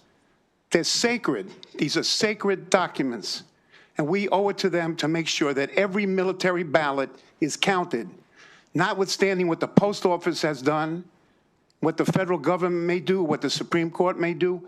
We have to protect the military foremost. And I'm sorry I get whipped up, but I was an Army veteran, and we owe it to them. And thank you. Okay, thank you, Mr. Shalek. Ms. Tyree? Good luck following that. Yeah, well, I'll just... Okay, so for the record, Nikki Tyree, Executive Director for the League of Women Voters of Maryland. You've heard a lot about what the bill actually does. There's a couple of things we want to lift up here, which is we're living in a time of deep confusion around our elections. There's a lot of rhetoric, misinformation being spread. We see SB 949 as a way to restore confidence to Maryland voters so that they know whatever foolishness is happening at the federal level, that our state administrator is able to conduct elections the way that Maryland law requires them to be conducted. And even if part of their ballot isn't able to be counted, that the rest of their votes will be counted the way that they should be. We'd also like to lift up the piece of the legislation that would mandate a campaign of voter information being run by State Board of Elections. I have gotten asked every day for the last year if people will be allowed to vote, particularly married women will be allowed to vote, if people will still be allowed to do mail-in ballots. And I think that this bill really gets to the heart of some of that, which is that we've got to stop the spread of misinformation, and turning it over to one of the experts at SBE to sort of mandate how we relay that information to voters is very critical at this time. I think the disinformation is only going to get worse between now, June, and November. So we urge a favorable report. Thank you. Okay, any questions on this piece of legislation? Senator Carozza. I just want to understand when you were holding up the two different versions. So are we talking about changing the ballot? Yes. Yes. Okay. And I guess I just would like to better understand, have we changed the ballots in the past? Seems a bit unprecedented. I don't know from the State Board of Elections if there would be concern that people kind of get used to, voting in a certain ballot. Is there, concern about basically changing the entire ballot? Thank you, Senator Carozza. First, let me be clear that we've been partnering with Chair DeMarinis from the very first moment that I hatched this idea. We've been in touch. So when you characterize it as changing the ballot, it's really about printing it and just sort of doing a hard return and having a new sheet. It's not turning anything upside down or inside out. It's going to look very much like what they have now. It's just that if it happens for this year, and it's an emergency bill, it will just have our member of Congress on this page. The next page is going to have everyone else that they're fully expecting to vote for. So it will have everyone else, it will have it in the same order. It will start with governor, lieutenant governor, go to comptroller, attorney general, then the county, us, the Senate and House, and the county races, the party central committees, the sheriff, state's attorney, all that's all going to be the same. It's just going to be the federal races that are going to be on a different sheet in case we need to separate them and run them separately through the scanner. So we're basically going from one ballot to two ballots. No, right now, if you've ever voted from home, it's multiple pages. It can be front and back. If you voted in person on a machine, it's like next, next, next. So all of that could be, so I think it's familiar. The only thing that's going to look a little weird is there's going to be a lot of blank space if there's only one race. I suspect that the State Board of Election would do something along the lines of this page is intentionally left blank, or put some designs, or I don't know what they'll do. That's up to them. But it's clear there is only one federal race on the ballot this year. In 2028, and I didn't mention, and thank you, Nikki, you referenced. So in 2028, it's three races. It's president, one U.S. Senate seat, and one U.S. House of Representatives. This bill, if it ever goes into effect, would sunset after the 2028 election. As part of the marketing campaign to educate voters, we're going to say, get your damn bills in, on your votes in, your ballots in early. There will be a new Congress. There could be changes. There could be judicial rulings. So at that point, either we would have another opportunity to take another bite at the apple and extend it or modify it. But in the meantime, everyone's votes would be able to be counted. I'm just trying to understand if we've changed the ballot before. And just from, I recall getting questions from constituents on the ballot where they thought they lived in my district, and they were, because I split a county, and they actually live in 37, not 38, and they were panicked, and they called and said, something's wrong with the ballot. You weren't on. They didn't put your name on the ballot. And then when I ran it down, But my point is, if that little example kind of created that kind of confusion, and we're changing the ballot for the first time since whatever, to me, I think there should be some acknowledgement that that's a significant change. Senator Carozza, the alternative is that if there's federal action, that the whole ballot would be thrown away. That anything that comes in afterwards from a warrior, from a traveler, from anyone, they would all be disqualified. And it's Maryland law, and that of 14 other states, 15 total, that if it's postmarked on or by Election Day, that we count them. They come in later. There are delays in the Postal Service. They still come in. They arrive in time before certification. They are processed. They are counted. The only thing we might have to do is separate out one federal race this year and then 3 federal races in 2028. And then the bill sunsets as currently drafted. Okay, let's go to Senator Washington. Senator Kagan, that's true. Have we ever had a sitting U.S. president attempt to usurp the sovereign of states to conduct their elections as they choose? I am not a historian in this area, but I don't believe that has ever come to be, that someone has challenged the United States Constitution and the state's sanctity in running elections. Has a U.S. president ever attempted to use the U.S. Postal Service specifically to adjust how mail is processed? In fact, has that ever happened? Going back to the days of the Pony Express, I think it was the intent of the Postal Service to deliver quickly, efficiently, and accurately. It has only been under Louis DeJoy, and slowing things down, and we'll get to it when we feel like it. It is an attitude that is astonishing. And speaking of post office, one more question. Nikki Tyree reminded me, Senator Carozza, that every voter would get a sample ballot mailed, nothing in that, so they would get used to how their ballots would look. I'm sorry, Senator Washington. And each time this body experienced a crisis, unprecedented. So as we recall, during COVID, it was unprecedented. We had to make adjustments and changes in order to ensure that our kids were in school, any number of things. So have we, as a body, responded to external realities in order to protect the health, the safety, the welfare, in this case, our democracy? Have we ever, this body, ever taken such actions? To interject, COVID was a perfect example. In Montgomery County, we went to voting centers, high schools, to vote. So we have adjusted to emergencies. Yeah. Many ways. Again, and this is one where just the point, you would agree that the notion that this is somehow politically, motivated, that it is inconsistent with what the legislature's responsibility ultimately is to protect the rights of our citizens. And my understanding that right to vote is very sacred, and that in this case, it's an attempt to ensure that whatever happens externally, the votes that will count towards the electing of Maryland representatives are less exposed to theft.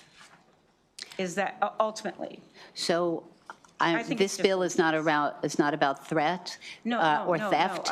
Sorry, this is about being proactive, anticipating possible federal, executive, judicial, or congressional action, and so we're just trying to be proactive. I was being euphemistic in like an attempt to manipulate the outcomes. In other words, I'll keep it simple, that Maryland votes are protected, counted in Maryland, and if somehow we're required federally to do something with federal votes that is separated in such a way that we can clearly define what is within clearly the sovereignty of the state of Maryland and what is this new assertion of sovereignty into our local election process can be accommodated. We can accommodate it, provide what the sphere is that it's under the federal. Would that be a correct? That is said magnificently. Okay, thank you. Thank you, Senator Washington. Thank you. Additional questions for the panel? Seeing none, that's going to conclude bill hearing on Senate Bill 949. Vice Chair Kagan, if you could take the gavel. Yep. We're going to sneak into Feldman, but Mr. Demarinis, come up the witness stand.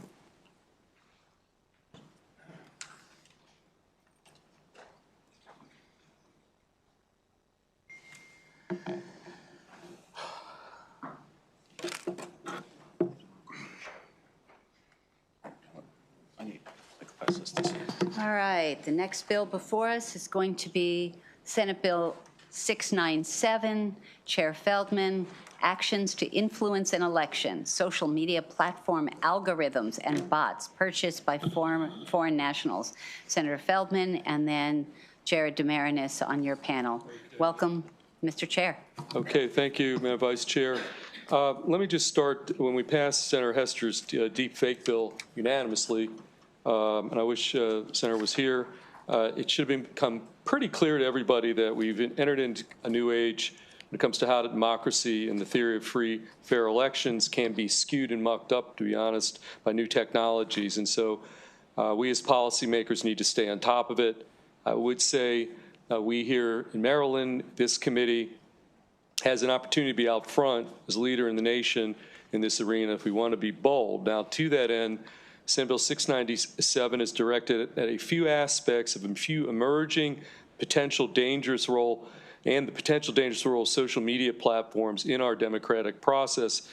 And I'm putting this bill out there to get some sense from this committee on how bold we're comfortable going in terms of maybe being out front of the country. So just a little more background. In 2025, there was a poll from Pew Research that found 53% of Americans reported getting their news, most of their news, from social media platforms, often or sometimes. So it's important to understand exactly how social media platforms work. They employ algorithms which maximize social interaction, which in turn creates feedback loops, which in turn encourages and boosts engagement, which fosters confirmation bias in its users. And the algorithms and the feedback loops can obviously lead in voting without exploring alternative news sources, but ultimately it has impacts potentially on the democratic election process and election results. And so one of the things that this bill, Senate Bill 697, which I'll describe in a second, is trying to get at is when these social media algorithms and feedback loops are manipulated and altered in such a way as to expose users to either only one side of the political discourse and perceptions of candidates. And the purpose of that distortion, alteration, is for the purpose of benefiting a very specific, clearly identified candidate.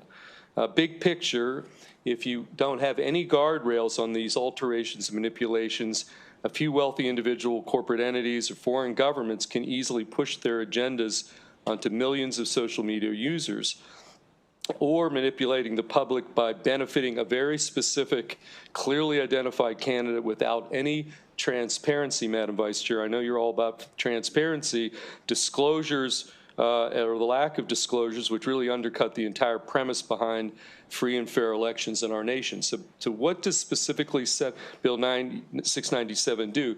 If you share some of the concerns I outlined about social media platforms, the alterations of algorithms, the question, of course, is what can lawmakers really do about it? So working with State Board of Elections, what 697 represents an attempt to address this issue in a few different ways. Number one, by increasing transparency and providing some protections against the influence of foreign governments using this power. Now, we may need some clarifying amendments along the way.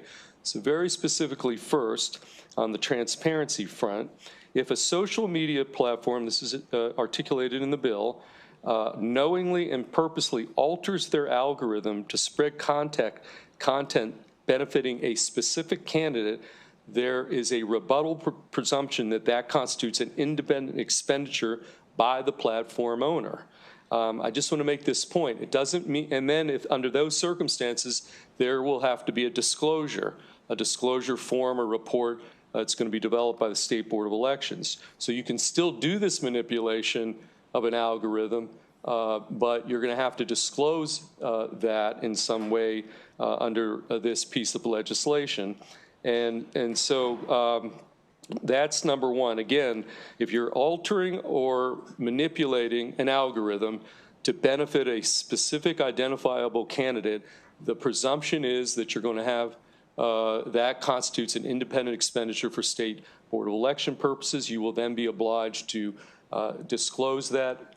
You can still do it, but the transparency part of the equation. So folks know what has happened who are using that platform. So the way the process will work is State Board of Election determines that an investigation is warranted to determine that there is an independent expenditure. They have to notify the platform that it's the subject of an investigation and the circumstances giving rise to that investigation. After being notified, the platform owner will have ample opportunity to be heard at a public meeting. It's rebuttable, so they can present evidence about that there was a legitimate business purpose, or it was paid advertising, or the alteration was not for purposes of influencing the election, or some other arguments that are outlined in the bill. So this is a process.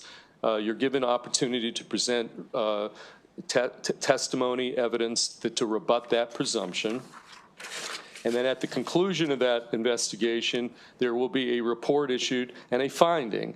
And if the finding is that that constitutes an independent expenditure, then again, the platform owner is going to have to submit a report. And if they choose not to do the report, then there will be penalties. These are the same penalty regimes that exist currently for independent expenditures in the normal course of things. So that this is not a new set of penalty regime. It's 100% penalty. If it's unintentional, if it's an intentional violation by not doing this disclosure report, then it could be 300% or other sanctions. So I want to just, this part of the bill I want to clarify. Number one, it does not penalize the candidates that are involved unless it can be shown that they were collaborating in some way in part of or coordinating with the social media platform. And in terms of the platform itself, anybody can say anything they want on the platform, okay? This is not a free speech issue. What we're dealing with is the platform owner manipulating, altering the algorithms to benefit a very specific candidate. And in that circumstance, potentially a finding by the state board is that would constitute an independent expenditure under our laws, subject to the same campaign finance limitation provisions and the like. So there is some similar legislation in California and Texas, not identical, but that's sort of the big picture. You can still, these platforms can still do it, but if they do it and there's a finding, then you have to disclose, make a disclosure, and I think Mr. Marinas can answer some of the particulars on how that might work. The second part of the bill is a little bit more straightforward. It has to do with the risk of foreign governments, whether it's the Chinese, the North Koreans, using bot technology to use with respect to social media platforms to influence our elections. So what this bill, the second part of it is it prohibits foreign nationals from using bots to publish, distribute, or disseminate campaign materials online to a person in Maryland to influence an election, or prohibiting them from artificially amplifying political content to users of social media platforms to influence an election. Minnesota has already passed something similar, prohibiting foreign influenced corporations from making these kinds of expenditures. So those are the two parts of the bill. Again, one is this idea of manipulating, altering algorithms to benefit a specific candidate, and whether that ultimately, after evidence is presented, constitutes an independent expenditure, and a second separate provision directed at foreign governments using bots to come in and influence our elections. So there's two parts of it. This is a bold piece of legislation. Technology is evolving. We made some steps earlier in the session with the deep fake bill. But again, I just put it out there for the committee to give some consideration to. And with that, Mr. Damaris is here to weigh in, and then we can take some questions. So that's the extent of Senate Bill 697. Sure, Jared Damaris, State Administrator of Elections. I just want to say thank you to the chair for introducing this this excellent bill. It's very forward-thinking, but let me try to break it down in a very simplistic way for everyone, because you hear algorithms, social media, and you're like, what's going on? If at the end of the day, at the end of the day, if you went to your house and a millionaire decided to buy billboards and plastered them all around your neighborhood with quotes themselves, you would call me up and say, hey, someone's in my neighborhood plastering up all these billboards and trying to influence my voters. Who is this person and why are they doing this? In a sense, that's what these social media owners are doing. They're turning up and down the dial on political discourse here. And that dial is actually, there's a dollar value to that dial. So that's why it's an independent expenditure, and that's why they have to do it. Because at one point here, if you wanted to turn up your dial on those platforms, you would have to pay for it, and there's a cost to that association there. That's why you would have to, and if it generated viral content out there, those individuals, those likes are normal, and that is separate. But if the owners themselves are turning up and putting the dial and affecting the discourse, then that should be disclosed. And that's why it's kind of like saying, like, if I went around and bought billboards all around your neighborhood and just posted up all these quotes about, your candidacy from random people, that's exactly what they're doing, but on your phone. And that's kind of the simplistic way of looking at this, and that's why this bill is kind of going after the disclosure element and not the speech behind it. So, yeah. Thank you. I have a question, but Senator Carrozza, you're up first. Thank you. And thank you, Mr. Chair, for the bill. And thank you, Jared, for that kind of explanation.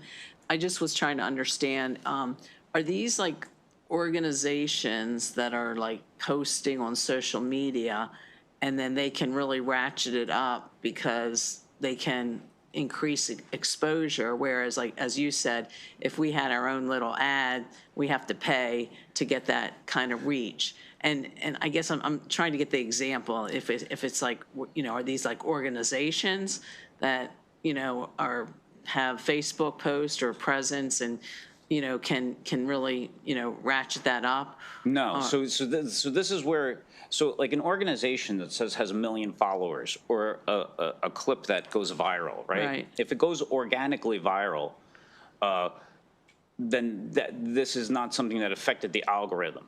The algorithm is a trade secret within the company. These are the owners behind it, and they are having their platforms on the platform, and they'll push their agenda that is not going for business purposes, right? So sometimes they push. They change the algorithm to what comes into your feed because they want you on there. So if you're not on there scrolling constantly, then they're not making money off of you, right? Because that's how they make money. If they change the algorithm for what comes into your feed, and it's not like the stuff that you're following, or because you can follow certain people and you're saying I want to look at that, but it's the stuff that was like, hey, the ones that are like, you might be interested in this, and you're like, why am I getting these things? Why am I getting these ads? That's the algorithm, and that's how that's the impressions. That's how they make money. If they're altering that formula, not for legitimate business purposes, but for political purposes, they're putting their thumb on the scale, and therefore they are basically making expenditures on behalf of their political agenda. So who is they? Who is they? The owners of the platforms. The owners of the platform. Okay. Yeah, because they're the ones that control the algorithm. So when you get your 10th elect Kevin Harris, blast when you've been trying to find like a local, there's something not quite working quite there, and that it's that beyond the foreign nationals and all that. It's this idea that there's a manipulation going on to benefit a candidate, but you can still do it. All this bill is saying is you're going to have to file a report and be transparent about it. Now, again, there's a process. That platform can come in and say, you know what, this was paid advertising, or there was a legitimate business purpose, or whatever, no, in fact, we didn't manipulate it to benefit a particular candidate. So those would be defenses or would be rebutting this presumption that's in place. So again, this is forward thinking. It's bold, and it's really going to be up to this committee to decide if we want to go there. But Vice Chair, you had some questions. I do. Thank you, Mr. Chair. So either for you or for Jared, this talks about a candidate expresses opinions or viewpoints on a clearly identified candidate in an election that are designed to influence a voter, blah, blah. I'm wondering about ballot measures. So everything from term limits, which isn't about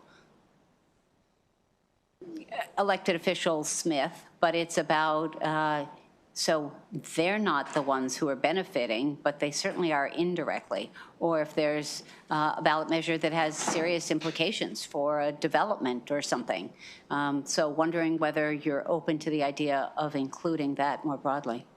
I don't object to include ballot measures because, you know, it would be something So, that Mr. voters. Chair, maybe we can talk about that. Yeah, I mean, I think this issue of an independent expenditure outside of this bill Yeah. would apply in that case under current law. I mean, there's a definition of what constitutes an independent expenditure. It's not limited to candidate, you know, benefiting. So that would make sense. But as drafted, this bill talks about candidate. No, I And hear so you. the 100%, the 300%.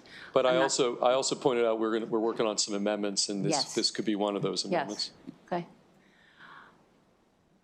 I see no other questions. Mr. Chair, thank you for the forward-thinking bill. Jared, thank you for all you do. That completes the hearing on Senate Bill 697.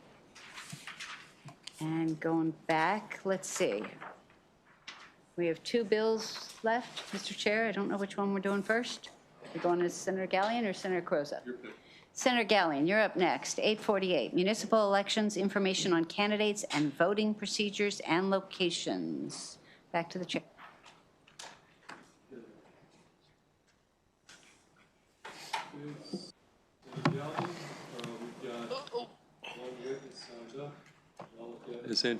MML is here. Angelica Bailey Pari from MLL. That's the only witness on the bill. Senator Gallion, Senate Bill 848. All right, good afternoon, Mr. Chair, Madam Vice Chair, fellow committee members. For the record, Senator Jason Gallion here to introduce Senate Bill 848, Municipal Elections, Information on Candidates and Voting Procedures and Location. So a little history on this bill. I believe it was about 3 years ago. We had bills SB 287 that required municipalities to post election results to the State Board of Elections website. So that was intended to kind of have like a one-stop shop if you wanted to look those things up. That bills, became law, fortunately. So we appreciate the committee's support with that. And this is kind of the next step from that. This year's legislation is also about something fundamental, making sure Maryland voters have clear, accurate, and timely information about their local elections. Municipal elections are an important part of civic life across our state, but unlike statewide or county elections, municipal election rules can vary widely from town to town, including candidate qualification requirements, filing procedures, polling locations, voting methods, and timelines. For many voters, that inconsistency creates confusion and could become a barrier to participation. SB 848 addresses that problem directly. It does that by requiring municipalities to submit key election information to the State Board of Elections and requiring the State Board to make that information publicly available. We create a more transparent, centralized, and accessible system for Maryland residents when we do so. This bill will also help ensure that voters know where and how to cast their ballots, that candidates understand the requirements to run for office, and that municipal elections are conducted with greater consistency and public confidence. In short, this is a common sense transparency measure that strengthens local democracy.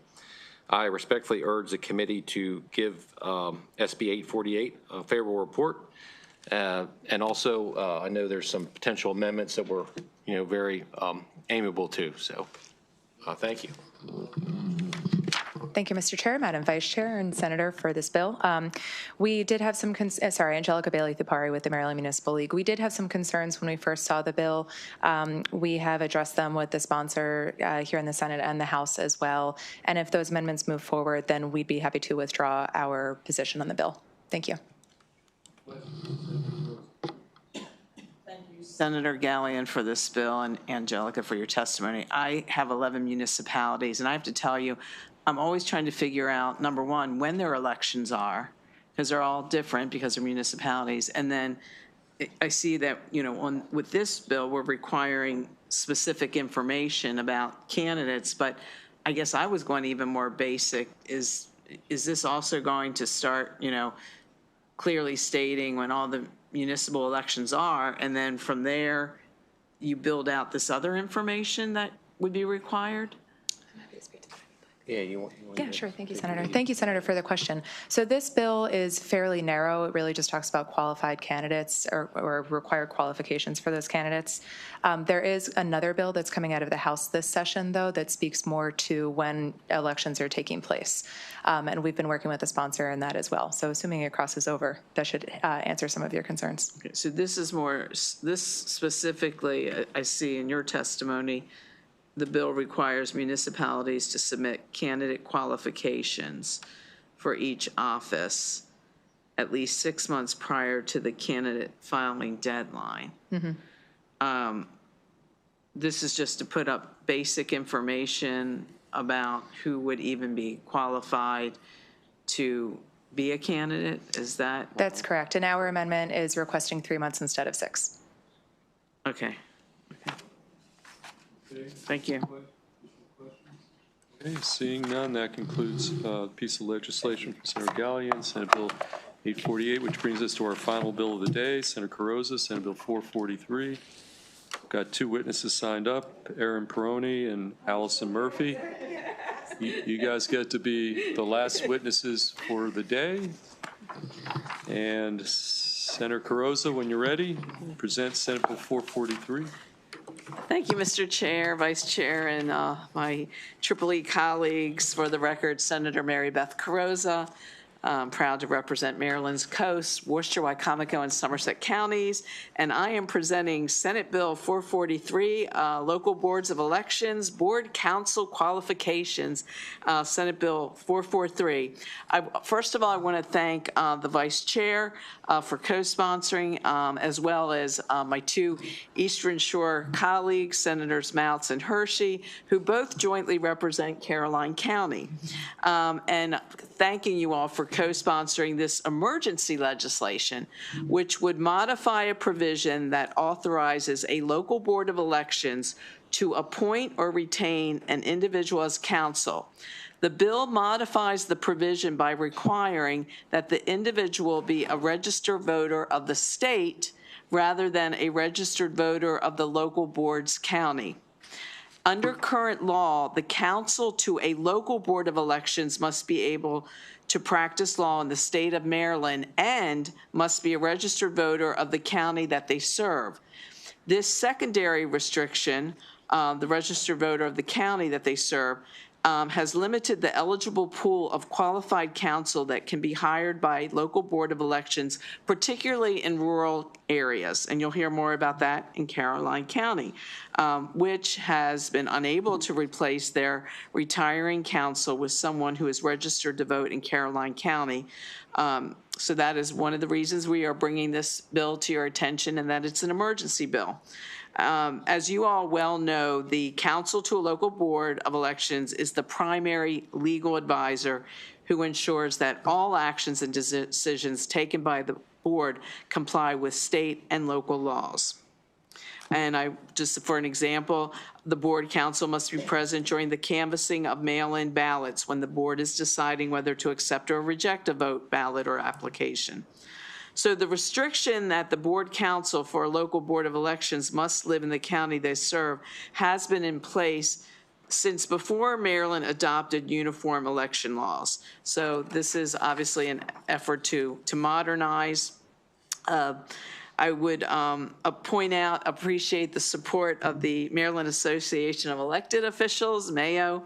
And again, this bill would enable each of our local boards of election, especially our smallest jurisdictions, to quickly and efficiently hire counsel when necessary. It's a common sense modernization bill, and I would ask for your kind attention, consideration, and swift and favorable report of Senate Bill 443. Okay. Yep. Thank you. So again, good afternoon. Chair Feldman, Vice Chair Kagan, and all the committee members. My name is Erin Perone. I am the director of, in Carroll County, but today I'm the president, I'm coming before you as the president of the Maryland Association of Election Officials, or as you know as MAO. I'm not the star at this table, of course. Thank you, Senator Carosa. I even have it pronounced there, Carosa. But I want to turn the table over to Election Director Allison Murphy from Caroline County, who is really currently facing this problem and where this bill came from. So as on behalf of Mayo, I ask that you give a favorable report on this bill, but I'd like to turn it over to Allison. Good afternoon, Chair Feldman, Vice Chair Kagan, and committee members, and thank you for sponsoring the bill. Absolutely. On behalf of my name is Allison Murphy. I am the Election Director for Caroline County. Speak a little closer. Sorry.